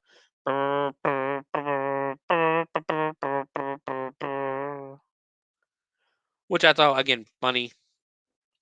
We now cut to the Birch County Civic Building, where we meet Judge Nedra Henderson, played by the illustrious Sally Kellerman, who left this world back in 2022. You will remember Sally Kellerman the most from MASH as Major Margaret Hot Lips O'Houlihan. From Ready to Wear, A Little Romance. Her last thing she did was in Difficult People in one episode. I will always remember her as Diane, the English teacher or the literature teacher in the Rodney Dangerfield classic Back to School, which we will be doing on here because it is a cult classic. We will be doing Back to School eventually. But Judge Nedra Henderson, she tells the group that just because they are all repeat offenders, that their licenses will be kept there by the court of clerk, and their vehicles will remain impounded at the county impound facility. Of course, the group isn't happy about this, and I put one guy, a random guy, but the guy's name is Spencer. We learned that here in a little bit. He goes, "So are you saying that you're taking our licenses and keeping keeping our cars?" Judge Henderson basically goes, "That's exactly what I'm saying." Dana chimes in, "Excuse me, your viciousness," which the judge pisses the judge off. Never talk back to a judge. Dana asks how they can get their cars back, and she informs them that they will be attending traffic school. After completing the course over a 5-night period, they will receive a certificate of competence, and their licenses and vehicles will be returned. Scott chimes in with, "Why am I here? I hit a casket with a puppet stage." And Dana just goes, "Yeah, I'd like to hear you explain that one." The judge bangs her gavel, restores order, and Dana wants to approach the bench. He tries to smooth talk her by saying how stunning she looks in black, which she does look pretty good in black. Then he quotes the case. He cites the case of Abbott versus Costello in the United States, and the judge basically screams at him to shut up. Um, she tells him that traffic school is their last chance to retain their driving privileges, and that if they cannot drive after 30 days, their vehicles will be sold at auction, and the proceeds will then go to the county. She adjourns the case and just basically walks out. Spencer asks, how can they sell our cars?" Dana says, "Well, when you have balls, anything is possible." A woman in glasses walks up, telling Dana how great he was in there, and now we're introduced to Amy Hopkins, played by, once again, the lovely Jennifer Tilly. She tells him he obviously has some legal training, making fun of basically him bringing up the case of Abbott versus Costello. Um, they introduce themselves to each other, and Amy says she has to go. Spencer is basically, "Whoa, she's sexy." Dana responds, "Well, looks aren't really everything." And Dana basically goes, "Oh, she ain't no rocket scientist." And she walks right back and going, "Yeah, oh, I forgot my glasses." Dana stops her and points out basically that you're actually wearing your glasses. She laughs embarrassingly, like, "Oh yeah, I just fucked up." And Dana says he's basically tells her that he's going to be taking a cab to the classes, and hey, would you like a ride sometime? She thanks him and tells him she'll get someone from work to bring her, um, to drop her off. Dana asks her, "Well, where do you work?" Amy tells him, "Yeah, I work at NASA. I am indeed a rocket scientist." And that ends the scene, which I thought was funny. Yes, sure, she's good looking and sexy and beautiful, but I bet she's dumb. No, she's a fucking rocket scientist. We now cut to the first night of the class as everyone is taking their seat. Loretta walks in, and it basically shows, like, from her perspective, it kind of like blurs and then comes out. And she sees a man, or she sees an empty desk, but in reality, there's a man sitting there with a broken arm, and his arm is like in a sling, almost like as it would be for the old fashioned desks with the desk part itself, like on the right side. Um, So she goes and she ends up sitting on the guy's lap and just immediately slides off onto the floor. We then cut over to Amy taking her seat next to a guy in a jean vest and skulls on his shirt. He introduces himself as Wink Barnes, um, also played by Ned Eisenberg. We looked him up. He didn't really do too much in his career. Wink asks her if she's seen the Friday the 13th. Amy says no, and asks her if she's seen any of the other ones, all the way up to like number 5. Number 5, guys. There are 10, maybe even 11 Friday the 13th movies. They were only up to number 5 when this movie came out. Um, which to me dates this movie. She says she must have missed them all. He tells her that they were great. He's basically a horror movie gore fan. Um, he's like, yeah, they were great. Lots of bloody and gory stuff.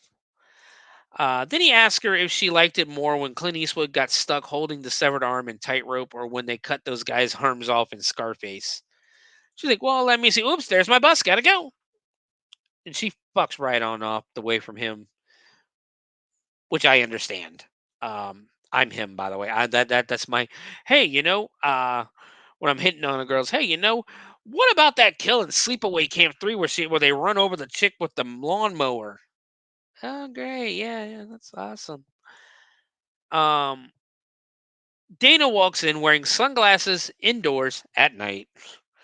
And basically he starts acting as if he's the instructor of the class, hey, come on, everybody, take your seats. Let's get this ball rolling. Then he tells them that he's the instructor and instructs them to stand up.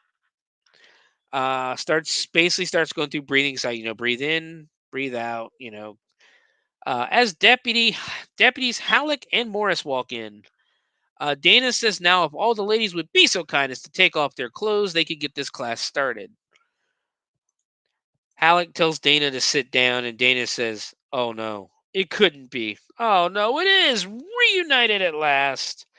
And it was at this point where I realized that his comedic style is exactly the same as Bill Murray's, as he just starts singing Reunited, and it feels so good. Dana asks them if they are in the wrong room and shouldn't they be next door at the pro anti-acid rain rally. And do you guys remember when acid rain was a fucking terrifying thing back in the 80s? It used to scare the shit out of me as a kid. Halleck informs Dana that they are the traffic school instructors, and Dana says, well, this is an interesting surprise. Is this an interesting surprise or what? Virginia tells him to sit down or else she will turn his face into an ashtray. Halleck tells him that Dana's bullshit will not be tolerated in this classroom. Halleck demands strict discipline. And he looks over to his right at Spencer, and Spencer has 2 kids with him. Halleck basically just goes, what are these? Spencer tells him that I'm a single parent, and during the day they have school. At night, they don't. And I don't have anybody to watch them. Halleck says, well, okay, just keep them quiet. Halligan lets them know that they will be studying and tested daily on traffic laws. They will know everything there is to know about a car inside and out, and they will know the rules of the road and driver courtesy. Dana asks if there will be any cooking tips like what to do with those darn holiday leftovers. Halleck has now had enough of Dana's shit, and he goes for his gun, but Virginia stops him. She tells everyone to open their manuals to page 1. Like, this dude is going to shoot him. We cut to the middle of the class. They're taking a 15-minute break, and Spencer says to Dana that he thought this class was supposed to be easy. And Dana says, well, it was until Adolf and Ava took over. And there's our first Nazi reference. So now we've had a Nazi reference and a communist reference, and remember, it is still 1985. Virginia reminds everyone as they are leaving that they get 15 minutes and not a second more. Scott looks at her and goes, yes, sir, and she just wants to beat the shit out of Scott. We cut outside where Spencer's talking to a mechanic that everyone calls Doc. It is the one and only Fred Willard playing Doc. Where's the name? Because I think it's Tennessee. Yeah, Terrence. I'm sorry, Terrence Doc Williams. And he tells him basically that it sounds like it's his transmission, and to bring his limo over to the clinic, and he'll take a look at it. Joan walks out just as he was telling her to bring it to the clinic, as Doc was telling Spencer to bring it to the clinic, and she gets excited because she thinks there is a doctor in the class. She asks him if he has a clinic, and he says, I don't have a clinic, I have the clinic. She says she'd love to talk to him about this problem she's been having. He introduces himself to her as, Doc Williams. She tells him she just can't get going in the morning. He tells her it sounds like her valves and asks if she's had her pump check recently. She tells him that, well, by a specialist, yes. Doc says he should probably have another look at it because if that goes, she'll die right on the spot. And Jones is like, yeah, I know this. So basically, she thinks he's talking about her heart. He's, of course, talking about cars. He asks if she ever overheats or stalls going up a steep hill. She's like, I don't think so. He tells her she should probably get a major overhaul and get everything checked inside and out. He asks her if she leaks a lot, and she says, well, a couple of times per day. He says that's not good. Everywhere you go, you leave these unsightly puddles, and every time your neighbors see her coming, they cringe. Then he asks if her rear end makes noises, and she says, well, that's a bit personal, isn't it? Doctor tells her The doc says he's up to here in his work, but he'll do what he'll do is he'll lube it up and get inside there and root around to see what's going on. He tells her he has just the tool for the job, and there's a dick joke. Um, in the meantime, he wants her to drain out her water, flush it all out of there every morning, take in a lot of oil, grease up that back end, and take her out on the highway as fast as she can. Joan looks at him confused and says, "Oh, nobody's ever told me that before." Doc says it's because I'm a professional and I can lick any rear end problem anyone can bring to me. As a matter of fact, just last week I reamed out Roger Moore and he was satisfied. Matter of fact, he's coming back next week for a full rear end job. But um, so yeah, that ends that scene. Halleck comes outside to let everyone know that the break's over. He stops Dana and says, "We need to go someplace and talk alone." Halleck basically brings him into the bathroom, and Dana's like, "Oh, look, we got off on the wrong foot. Let's shake hands and start over." And Halleck basically just shoves him against the wall and gets in his face and goes, "I hate you. I hate your ass." Halleck tells him he's teaching this shithead class because Dana got him demoted and fucked up his promotion. And now he's going to screw things up for Dana. He tells Dana to watch himself or he'll crush him. Halleck leaves the bathroom. As he's leaving, Dana basically says, "Okay, just as long as we can stay friends." Dana sighs heavily as he was basically scared shitless. And he looks over and sees Loretta sitting on a urinal. Loretta basically looks over and goes, "Mrs. Houck?" And Loretta goes, "What's a man doing in the ladies' room?" Dana tells her, "Well, this is the men's room." Loretta's like, "Oh, why is my back all wet?" "Well, because you're sitting in a urinal." Again, pretty funny. 80s comedy. We cut back into the classroom where Halleck is now going to show a film before they leave for the night called Blood Flows Red on the Highway. Wink sits up, gets excited for the first time in the class. The video starts out, it's basically showing a bunch of kids walking down the sidewalk. They're going to school. The crossing guard, stops the traffic. And basically, the video says that unfortunately, not all of these kids will make it to their classrooms. The video shows the kids start to cross the street with the crosswalk. Excuse me. And a speeding motorist comes flying down the road. And basically, of course, ends up taking out all the kids in the crosswalk. And Wink's going, making the car noises. Dana's got his sunglasses on. He starts looking at this Asian guy next to him who's not blinking whatsoever. Goes back to the video. The car hits the kids in the crosswalk, and basically everybody in the class starts getting sick as like they throw blood on the screen. The title card comes up. Blood flows freely on the highway. And Dana's basically putting his head to the chest of the guy next to him and like pounding on his chest. That guy might be dead. Because I don't think he hears a heartbeat. We cut outside where our newest character, Jeff, is complaining that he's supposed to pick up his dad on Friday from the airport, but his dad's car is an impound. He's talking to Wink, and Wink's just basically like, "Well, so?" Jeff's like, "Well, it's a brand new Mercedes, and basically, Dad is going to open up everything that's closed and close everything that's open if I don't show up with that car." Wink suggests that they go down to the video store and rent Texas Chainsaw Massacre to calm Jeff down. I thought it was funny, but we then cut over to Scott, who says hi to. We meet Stephanie. I don't think Stephanie. Nadine Vandervelde. Known for she was in Critters, Munchies, Roly Poly Oly, a writer for Roly Poly Oly. She has a really good actor and writing career. Last thing she was ever in was East of A, back in 1999. So yeah, she was in After Midnight, a bunch of horror movies back in the 80s, Silver Spoons, and a few other things. So nothing major, but except for Critters. Critters is pretty great. So we meet Stephanie. Scott says hi to her. She says hi back, and then all of a sudden she sneezes. He hands her a handkerchief, but it turns out to be one of his puppets, and he explains to her that he's a puppeteer. A car pulls up, and basically as he's trying to lay his game down, and she's like, "Well, I have to go. My sister's here."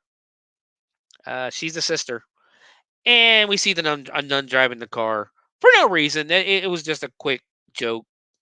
I'm okay with it though. It was pretty funny. We now cut over to Dana and Amy. Dana hails a cab, and Amy does the whole whistle with her fingers in her hand, her fingers in her mouth. That calls the cab over. He tells the cab to take him to the nearest nuclear power plant because his pants are full of uranium. Ha ha ha ha ha ha. We get a little backstory. Basically, they both go and they're chatting as they're driving along, and they arrive at her apartment, and about where they went to school and things like that. Amy says, "Well, I gotta go. I gotta be at the lab early in the morning," and she starts looking for her keys. And Dana points out, "Well, you're kind of holding your keys." They're standing there awkwardly as Amy says she better make. I guess I better make the first move, and she damn near downright attacks him and starts kissing him. They break apart, and she says, "Now, didn't that ease the tension?" And basically just slams the door right in his face. And he gets to go home by himself alone. We cut to the next day, and there's Dana at a bus stop with a couple of trees and a bunch of plants. He gets on the bus. He's basically dragging the trees with him onto the bus, smacking people with it. He's like, "Hey, come on out of the way! Like, hey, watch your hands. That's not that's not you're not supposed to put your hand in, stuff like that." It's pretty funny. Um, Then we cut to the work site where Dana has a contract with the contractors here. They're building a whole new complex, and basically the contractor tells Dana if they don't have the trees by Friday, the contract is gone, because all the trees and the plants that he had are basically all tore up and are only sticks now. We now cut to Joan, who is exiting the bathroom from quote draining all her fluid. Um, then you hear Doc Williams' voice telling her to fill up with oil, at least 2 quarts. And this chick starts chugging down a bottle of Crisco vegetable oil. That's gross. I would never, ever, ever want to try that. I'm sure it wasn't really for the actress. I'm pretty sure it wasn't the oil, but yeah, that's still pretty nasty. Next, you want to grease up your rear end, really get a lot of it up there. She grabs some Vaseline and just reaches behind and starts greasing her ass up. And then next, it cuts over to her jogging onto an on ramp as Doc's voice says, "Now take it on the highway for about, really let her go for about 10 miles. See how it feels." And she just screams, "Like shit," as the cars are honking at her.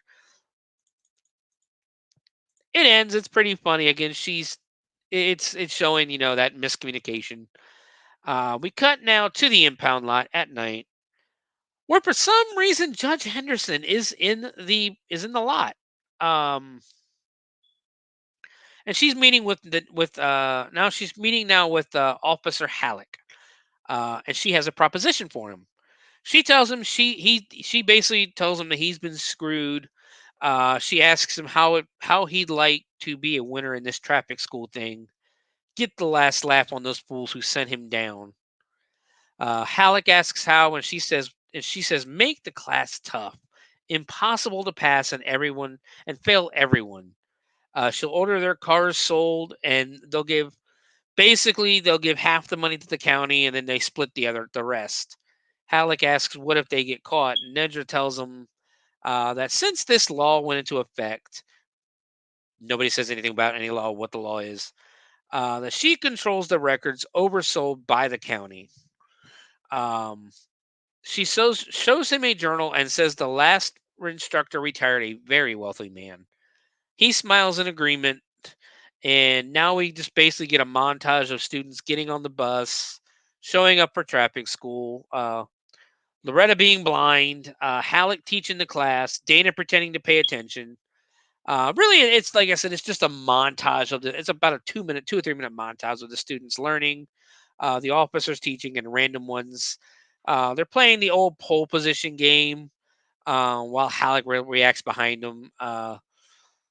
At one point, Amy's playing the game while Dane is beside her, and Halleck grabs him by the ear and just basically pulls him away. Um,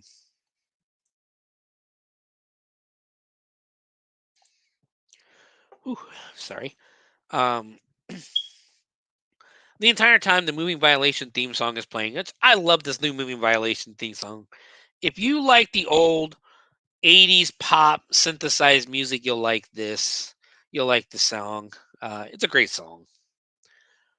And in the montage, there's a couple of times where Halleck is going for his gun again because Dana's obviously pissing him off.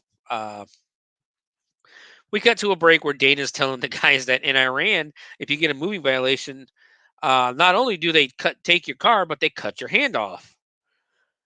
The doors to the class. Then it just basically shows the doors to the classroom closing and Virginia walking down the steps, um, telling Halleck basically how hot it was. With basically how he had control of the entire classroom. Oh, and by the way, she isn't wearing any panties. And they embrace, pretty much start kissing, and it basically leads us to believe that they just banged in the classroom. They just had sex in the classroom. Um, so we cut outside, and now Virginia is teaching the students what to do if you break down on the highway. Um, She basically has a flare in her hand. She takes the flare. She takes the flare out of the back seat, walks to the back of the car, ignites the flare, throws the plastic igniter in the back of the car, tells them to walk 6 feet from the car and set the flare down, 6 feet away from the vehicle. Now it's time for one of the students to try, and of course she chooses Loretta first.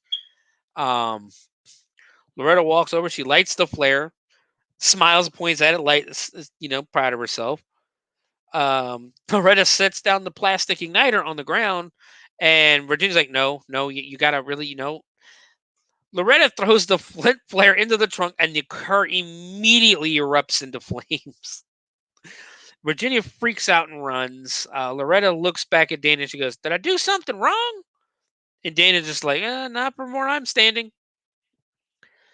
We cut over to Halleck, who was opening the hood of a car. Stephanie walks up and talks about the engine and that. I have no idea what she says. I don't know shit about cars. Halleck says if you're going to abandon your car on the highway, just lock it up and leave it where it stalls. Never try to push it to the side of the road. And as for a demonstration, he tells Wink to go ahead and try to push the car to the side of the road. As Wink tries to push the car unsuccessfully, Halleck tells him that while pushing the car, you're in danger of getting hit. Virginia comes running up and basically is like, I need you. There's a fire. A fire? A fire! Oh my God, a fire! And he starts freaking out too. They go running. Everyone leaves, not bothering to tell Wink who is still trying to push the car, that they all ran away. Finally, the car starts slowly moving as he's pushing, and he's like, yeah, there, I get it now. The car hits another car and stops. He keeps pushing, and the car keeps moving. It hits another car and another car and another car. So eventually, they're pushing like 10 cars, and at one point, they get to a hill. All 10 cars go sliding down the hill. And we cut over to a burger drive-through where none other than Don Cheadle. Don Cheadle is a major actor nowadays. He's like a top A-list probably one of the best actors in Hollywood. Shows up and he's playing literally a bit part just as the burger guy. And he looks out as a car comes flying. He goes, "Hi, can I help you?" And it goes flying past and crashes. The next car comes by. "Hi, can I help?" "Hi, can I help?" Crash. "Hi, can I help?" Crash. And it's a pretty funny scene. They all just roll past him and crash, and it's hilarious. We now cut to Scott running down the stairs. He's obviously trying to beat an elevator. Stephanie steps out of the elevator, and he's like, "Hi," and they do the how hi thing back to each other. Um, he finally asks her out, and she's like, "Oh, sorry, I got plans."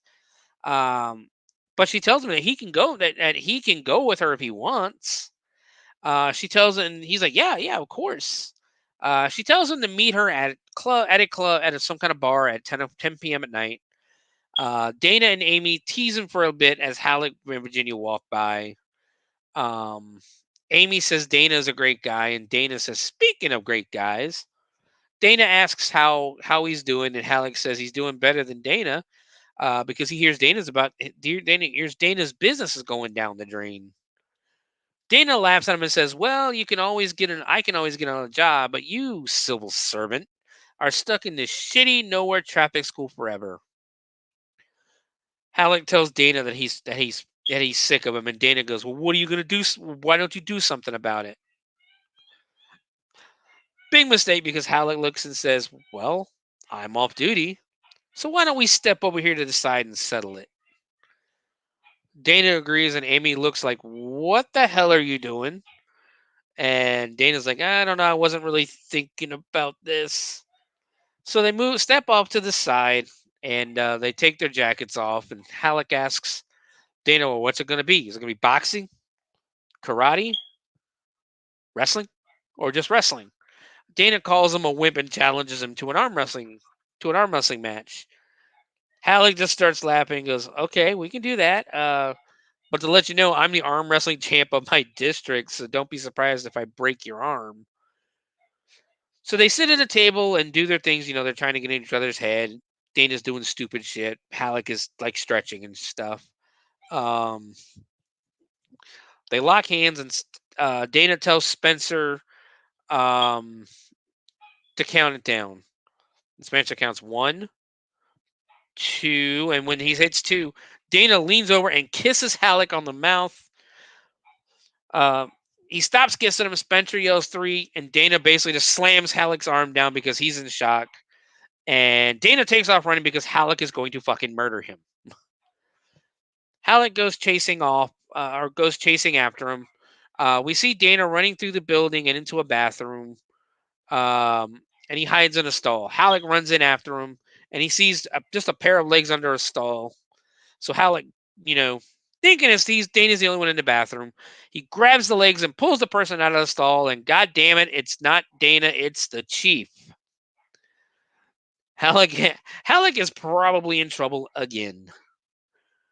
We cut to the bar, and it's like this old hard 80s hardcore metal bar, where Scott meets up with Stephanie, who's standing outside, and now she has multicolored hair. He asks how she got her hair dyed, so quickly, and she goes, "Oh, my hair is dyed. The other hair you see me in is a wig." And she tells him that how much she loves to go fast, and says, "Let's go for a ride." He reminds her, "Well, hey, the whole reason we met is because I don't have a license, remember?" And she tells him that driving fast turns her on. He tells her to give him basically, she melts him. He goes, "Give me the keys." So it cuts to them driving down a highway, and she's beside him, basically doing her sexiest, go faster, faster. And she tells him how hot she's getting. They start going faster and faster. She's literally all over him, grabbing his chest, grabbing his neck, kissing him on the cheek, all that stuff, telling him to go faster and how much it's turning her on. And finally, she yells at him to stop, and they're at a house. It's essentially her house. Of course, he's smiling ear to ear. She gets out and says, "That was fun. We'll have to do it again sometime." And he yells and goes, "Oh, you forgot your keys." She tells him, "Oh, I didn't forget my keys. That's not my car." She doesn't know whose car it is. So now it dawns on Scott that he just stole someone's car. He yells, "Oh shit," and takes off running. We now cut to the NASA. We cut to the NASA control room where Amy is showing Dana around where she works. She tells Dana not to fool around in there because it's a very serious place. So naturally, Dana starts pressing buttons. Amy starts making out with him for a little bit right in the center of the room. And she says, come on. And he tells her those are his favorite 2 words. But he asks why they are there. And she says, because of this, and hits a button for the zero gravity chamber. They're, of course, so they cut to them floating around the room as Dana's screwing around again. Amy catches him and pulls him in, and they start making out. Amy says that she always says that when you make love for the first time, it should be interesting. So basically, off camera, they start making out, taking each other's clothes off, and basically get it on off camera in a zero gravity chamber. That's going to be disgusting. But a fun scene still. It's moving the story along. We now cut to the next night where they are getting behind the wheel of the car for the first time to test them on the fundamentals of driving. Group 1 is Dana, Loretta, Amy, Jeff, and Wink, and Loretta is driving. So it's basically everybody's in the back seat except for Halleck and Loretta. Halleck's doing the whole turn left here, turn right here. Good. And writing in his clipboard. Halleck tells Loretta to turn right, and the railroad crossing barriers come down as the train is coming. Loretta goes, do you hear bells? And crashes right through and basically stalls on the railroad crossing. Everybody starts freaking out as they try to start the car because the train is coming and it's getting really close. Eventually, everybody gets out of the car except for Loretta, who really doesn't know anything's going on. The students all rush. Basically, Amy, Dana, Jeff, and Wink all try to go save Loretta. They end up on 2 opposite sides of the car pushing. And Dana looks up and goes, hey, guys, get the fuck on this side. So they end up pushing the car and getting it across barely in time. Amy gets scared and lets go of the car, but the men get the car across just in time. The train passes. Amy runs up and hugs Dana because she's scared shitless, basically. Loretta gets out of the car just before a semi hits it. So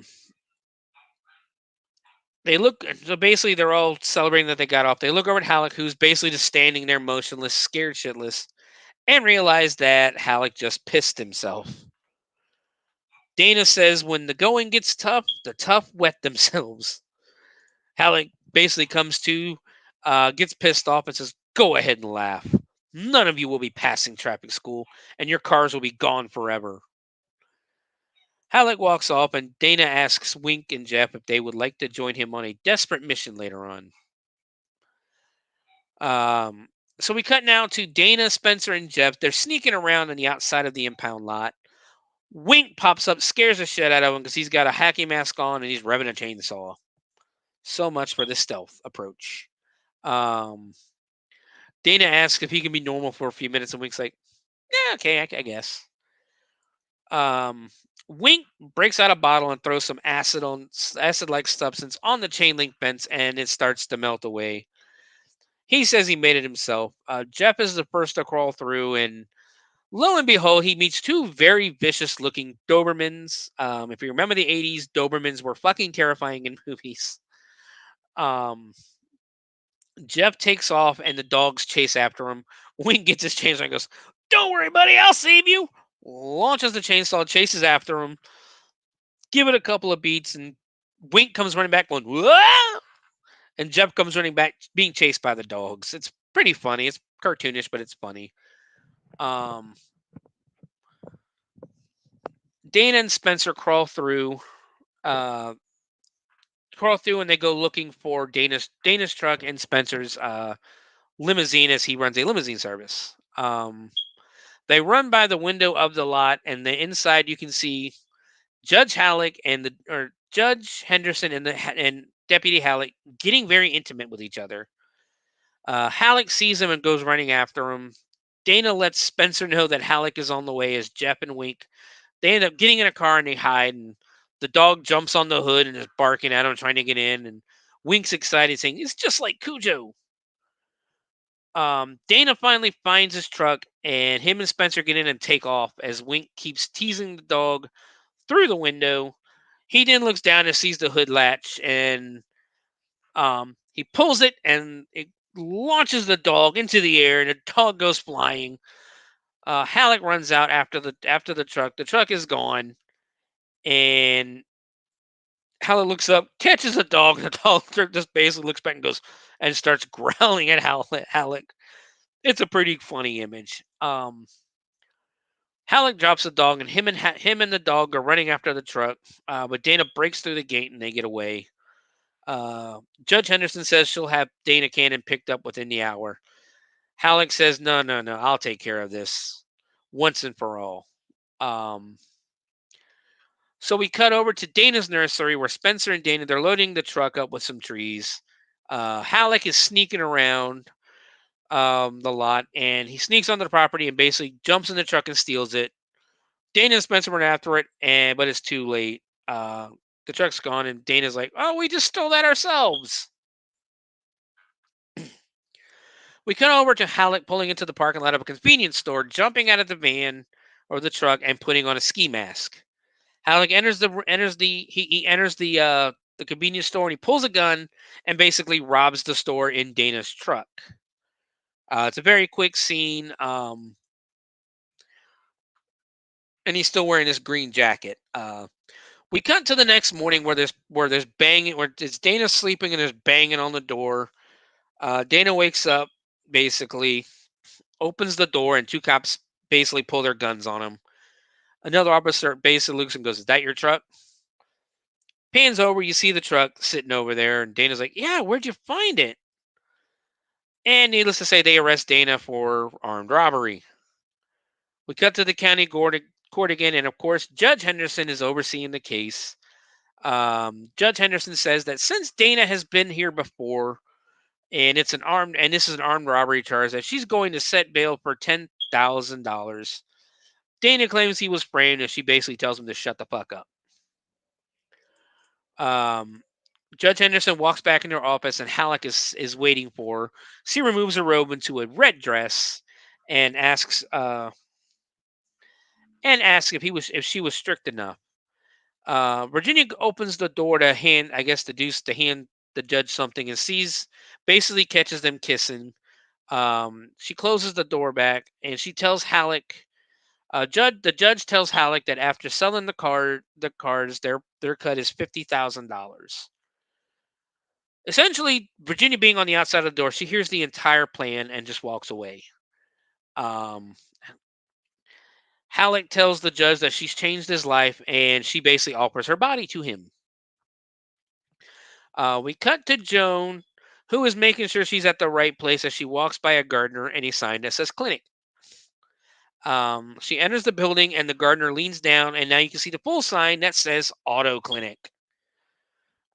She still thinks she's at a real doctor's office.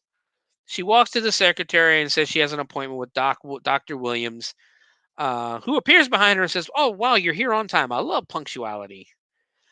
Shows her to his office and tells her that he's dying to get at her rear end. We cut over, and there's a BMW getting backed out, and the doctor walks back, knocks on the door, and without actually looking at Joan, tells her he's ready for her now. Joan walks out of the office butt ass naked. We don't see anything. It's only from the shoulder up. And asks the doctor if she should be wearing a gown, and Doc says, "Don't be silly. We aren't that formal around here." She sees a guy rolling a tire around, and she's pretty much like, "What the hell?" They enter the shop, and the doctor tells her to put it on the rack. So she climbs up on the rack that lifts the cars up and sits down on it, and she picks up a wrench and is like, "What the heck?" She looks at the gas analysis machine and basically she's confused. She sits on the auto rack, like I said, finds the wrench. She tells him he's ready, and he pulls a lever, and it literally raises her up like it would a car. And he has two mechanics that are also dressed like doctors. He tells them to go check out that rear end. Well, they walk over and look up at Joan's ass and go, "Okay, now what?" Doc Williams turns and drops his wrench when he sees a naked woman on his rack, now realizing where the miscommunication comes from. We immediately cut to Spencer's house where the kids are doing homework. Wink walks in, being a dickhead, scares the kids. And Spencer asks Wink to leave his kids alone. And it turns out it's a study group for the final test.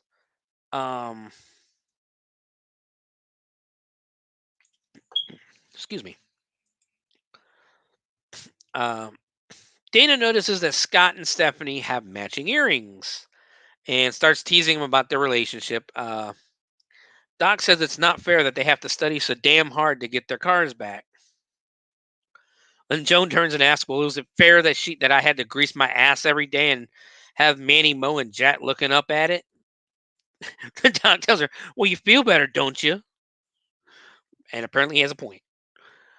Jeff and Wink basically say they don't need they've studied long enough. They don't need they know that they can pass the test. And Dana basically tells them that he just lost a $20,000 account and he's facing 10 to 20 years in prison. And he'd like to drive himself there if they don't mind. So they go back to studying. We cut to the final night of the course, and as the entire class passes the final test, basically everybody passed. Halleck, they all start cheering and looking excited. Halleck tells them to calm down because the written test only counts as 5% of their grade. Halleck tells them that there's also a driving test. Virginia goes to head outside, and Halleck stops her and asks her why she's being so cold. And she just looks at him and she goes, "I'm fine," and walks away. And every man watching this movie now knows that woman is not fine. He knows that they know that Halleck needs to watch himself because there is murder in those eyes. She is not fine. The world's about to end for him. So they cut outside for the most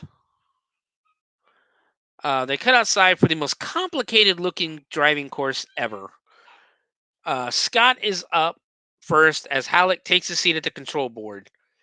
Scott starts driving. He's doing fine until Halleck hits the rain sprinklers, which apparently scares the shit out of Scott, and he swerves and takes out a bench when a family of 4 sitting on it. He keeps going. The speed limit, one of the speed limit signs changes from 15 to 30 miles an hour. He swerves again, takes out a bunch of cones, doing a U-turn. Another sign signals that from no right turn to no left turn, and he ends up taking out a water tower. Basically starts knocking the whole fucking course apart. Virginia tells Halleck, "Well, he won't be able to make it with you doing this," and Halleck says none of them will. He takes out the rig that's holding up the sprinklers. There's an oil slick. He hits it and takes out a cardboard family of 3 that just popped up out of nowhere. And he ends up crashing the car. Halleck walks up to Scott's window, knocks on the window. Scott rolls it down and goes, "Did I pass?" They then cut to the group, dejected, complaining that he won't be able to drive. They'll never be able to drive again. Halleck walks up, gloats, and tells them they better get used to public transportation. Halleck walks away. Virginia walks up, walks by, stops, and looks at Dana as if she wants to tell him the plan, but she walks away saying nothing. We cut to Dana's place where everyone is drinking beer, as they all know that they failed. They're all basically sad drinking. Dana tries to liven the mood, says he can't believe what he's hearing. He asks if they think that they're finished. He says it's not over till it's over.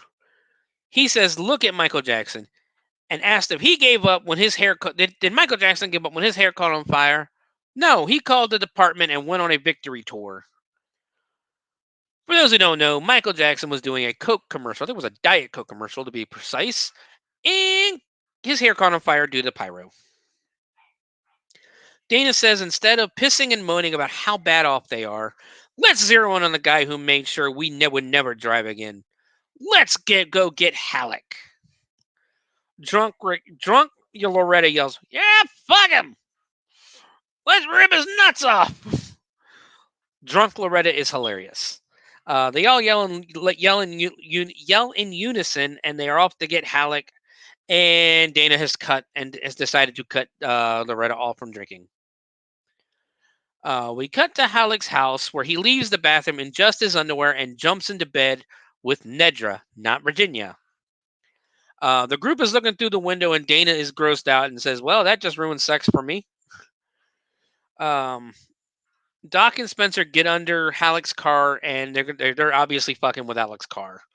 Halleck can hear like the metal hitting the ground and he pops his head out and he's in BDSM gear. He's like, did you hear something? But Nedra says she didn't hear anything and yanks on the leash, telling him to get back to work.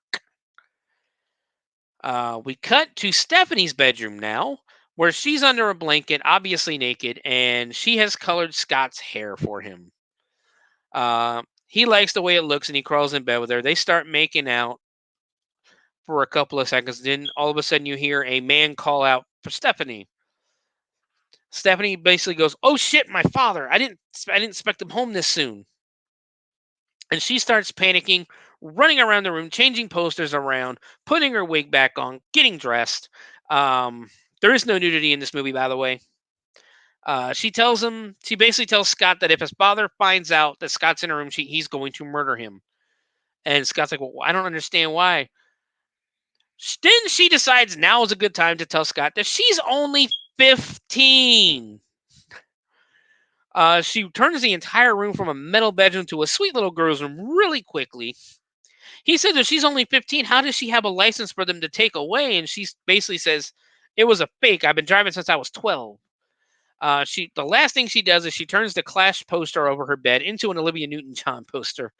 And the father opens the door and she basically sweetly says, hi, Daddy. Well, Daddy turns and sees Scott and loses his fucking shit. Scott tries to tell him that he didn't know she was 15 and Daddy is going to murder him. Scott climbs out the window with the father chasing behind, basically shows him running out of the backyard. Daddy's not too far behind, and we have our first chase scene. We cut back to Halleck's house, and it's morning time now, as the group has finished sabotaging Halleck's car. Virginia pulls up and sees them finishing and asks, what are you doing? Then she hears the BDSM shit going on between Halleck and Nedra in the background, including Halleck on all fours with Nedra whipping him, and he is calling her mommy. They run back to the bedroom window. Virginia sees this and loses her fucking mind. She's pissed now. She tells Dana and the crew about the plan and shows them the journal that has the entire plan lined out sitting on a dresser. Basically, they're like, okay, we need to go get that and take it to the chief. Basically, that's what she tells them to do, is get the journal, take it to the chief, and their cars will be saved. So they find an open window, but nobody can fit through it to get the journal. Nobody except the tiny, drunk, elderly woman. So they all pick Loretta up and shove her into the window. She lands on the ground. She then trips and falls onto the couple, basically onto Halleck and Judge Henderson while they're basically banging. And it's funny as hell. She's like, she's bouncing on him, going, and she finally gets thrown off the bed. It's very funny. She grabs the ledger and walked out. Nedra pops her head out and she goes, who was that? And Halleck says he doesn't know, but she has the ledger. Loretta runs out of the house. Halleck and Nedra are right behind her. Halleck opens the door to a very pissed off Virginia waiting for him. Virginia calls him a bastard and tells him that Dana Cannon is already on the way to the chief to tell him all about their little plan. Nedra looks at her and Nedra basically says, you're a cop. How could you do this? Then all Virginia says is, you bitch. The women start choking each other and we have a full-blown 80s movie catfight on our hands, ladies and gentlemen. The group basically gets into Virginia's cop car and take off as Halleck arrives outside. Nedra tries to follow him, but Virginia appears behind her, jumps on her back. It cuts away to Halleck getting into his car. Then it goes back to the women who are now pulling each other's hair, spinning around and going back inside. Once inside, they trade a couple of slaps. Nedra tackles Virginia and they fall onto the couch and start fighting on the couch. Again, it's that old style catfighting. or women fighting from the 80s and from the 70s and 80s, where they're just rolling around a lot. There's no karate or anything like that. Halleck puts the car in drive to chase after the group, but it only goes backwards. Through his front window, Nidra looks up from the fight for a moment and basically tells him, well, it'll just come out to you. Nedra hops into the back of the car. Virginia is close behind, and they keep fighting in the back seat. Halleck realizes his car now only goes in reverse, says fuck it, and backs through the back of his house, through a brick wall, and onto the highway, conveniently where the group is running from them, where it was driving at that very moment. Dana slams on the brakes, does a quick spin out, and goes the other way. Nedra and Virginia stop fighting for a second to see what happened. Then they remember they hate each other, and they keep fighting in the back seat. Now we get one of my favorite chase scenes. I love this chase scene. It's awesome. It's funny as hell. Where Dana and crew are basically running away from Halleck, who was speeding and chasing them, driving backwards. Dana takes an exit while Halleck drives past it. He loses Halleck, and unfortunately, the road is blocked for the Founders Day parade. The crew runs away as Halleck, with Halleck right behind them. Halleck is yelling at the women to stop fighting. Dana ends up stealing a truck with a float with the Swan Queen on it. Halleck ends up pushing the fight that basically Nedra and Virginia, who still have not stopped fighting, onto the float and steals one with a bunch of costume characters on it. And again, it's still funny as hell. They're speeding through the streets now in the floats. The crowd is cheering as the Queen's float just flies by, and the crowd is like confused, like, "What? Wait, was that it?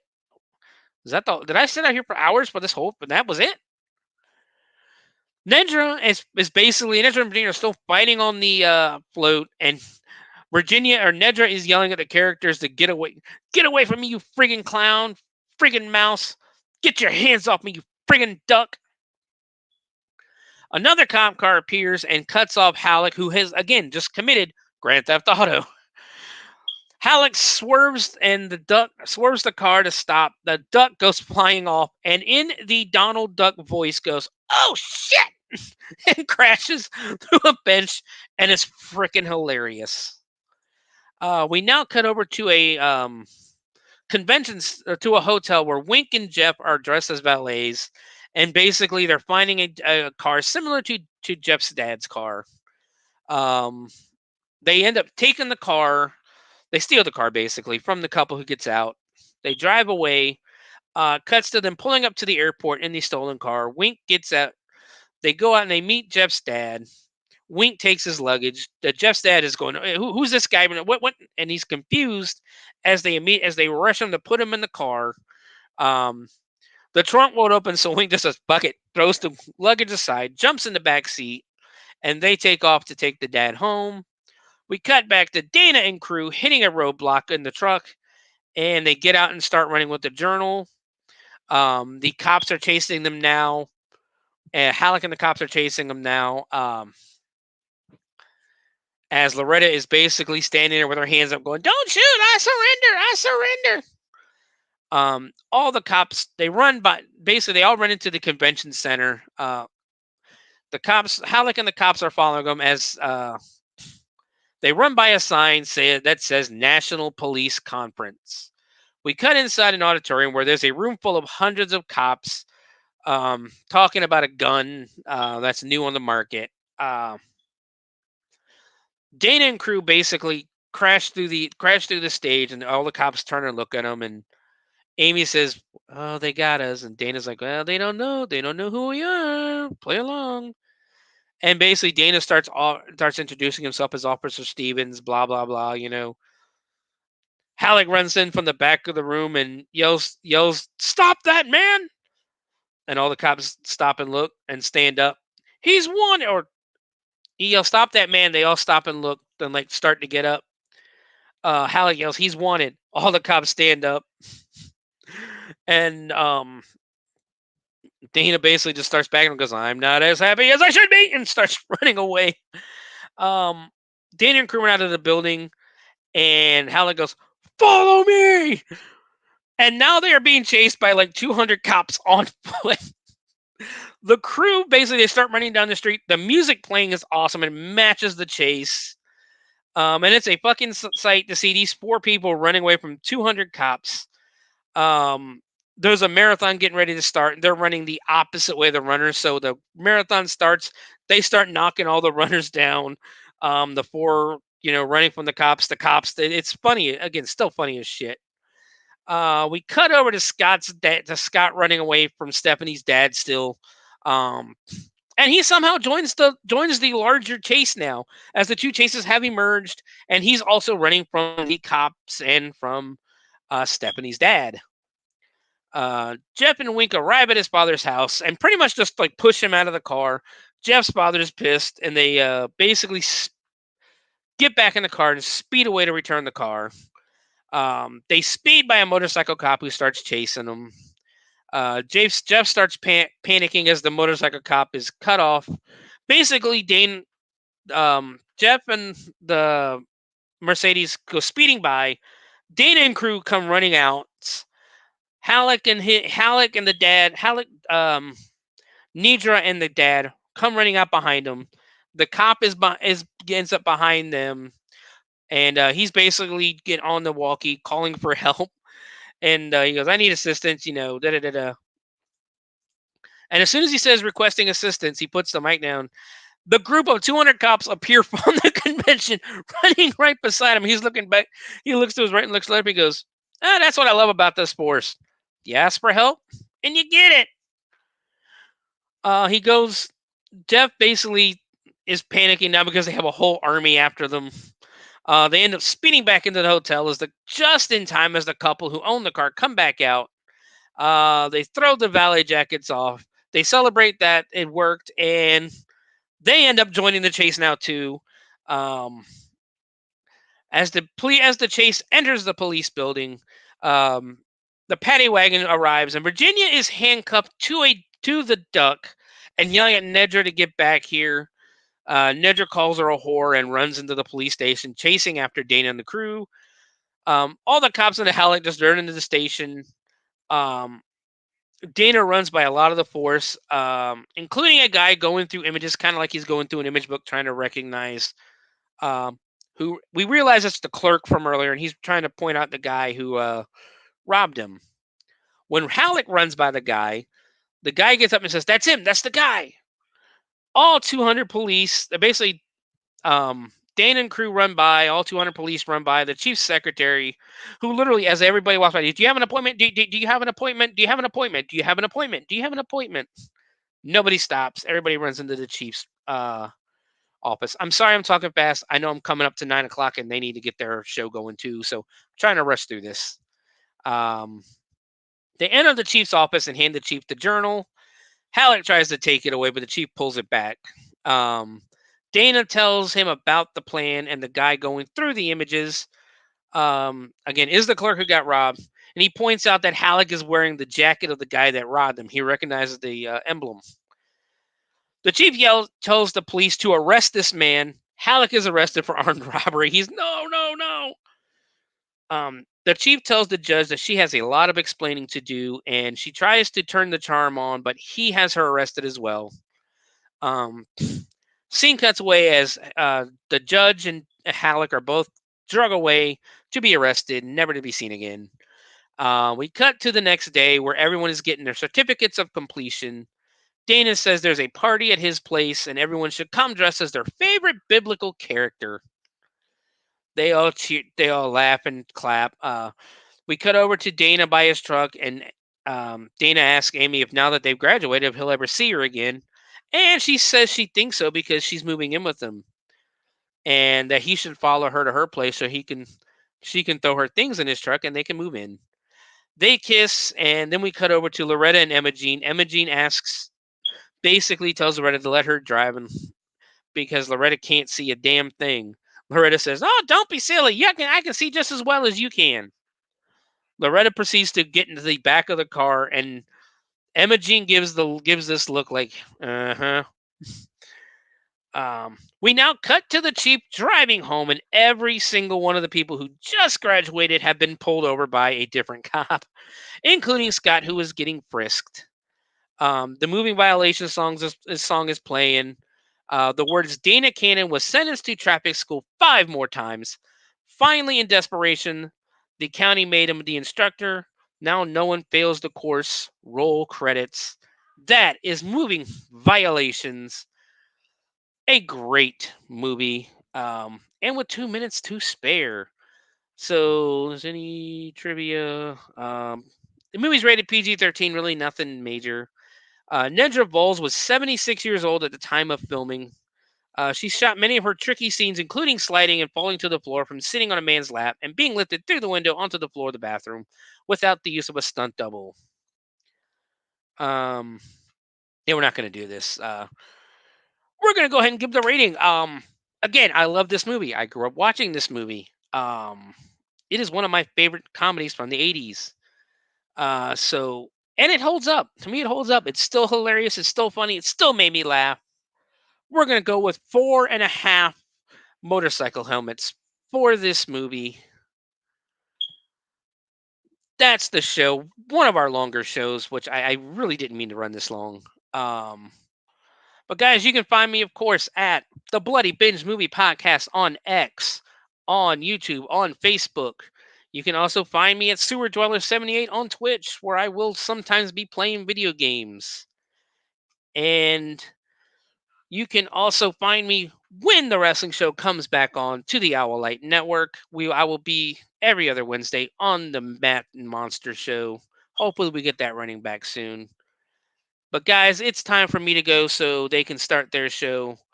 Everyone have a great night, and remember to keep watching horror movies. Have a nice night.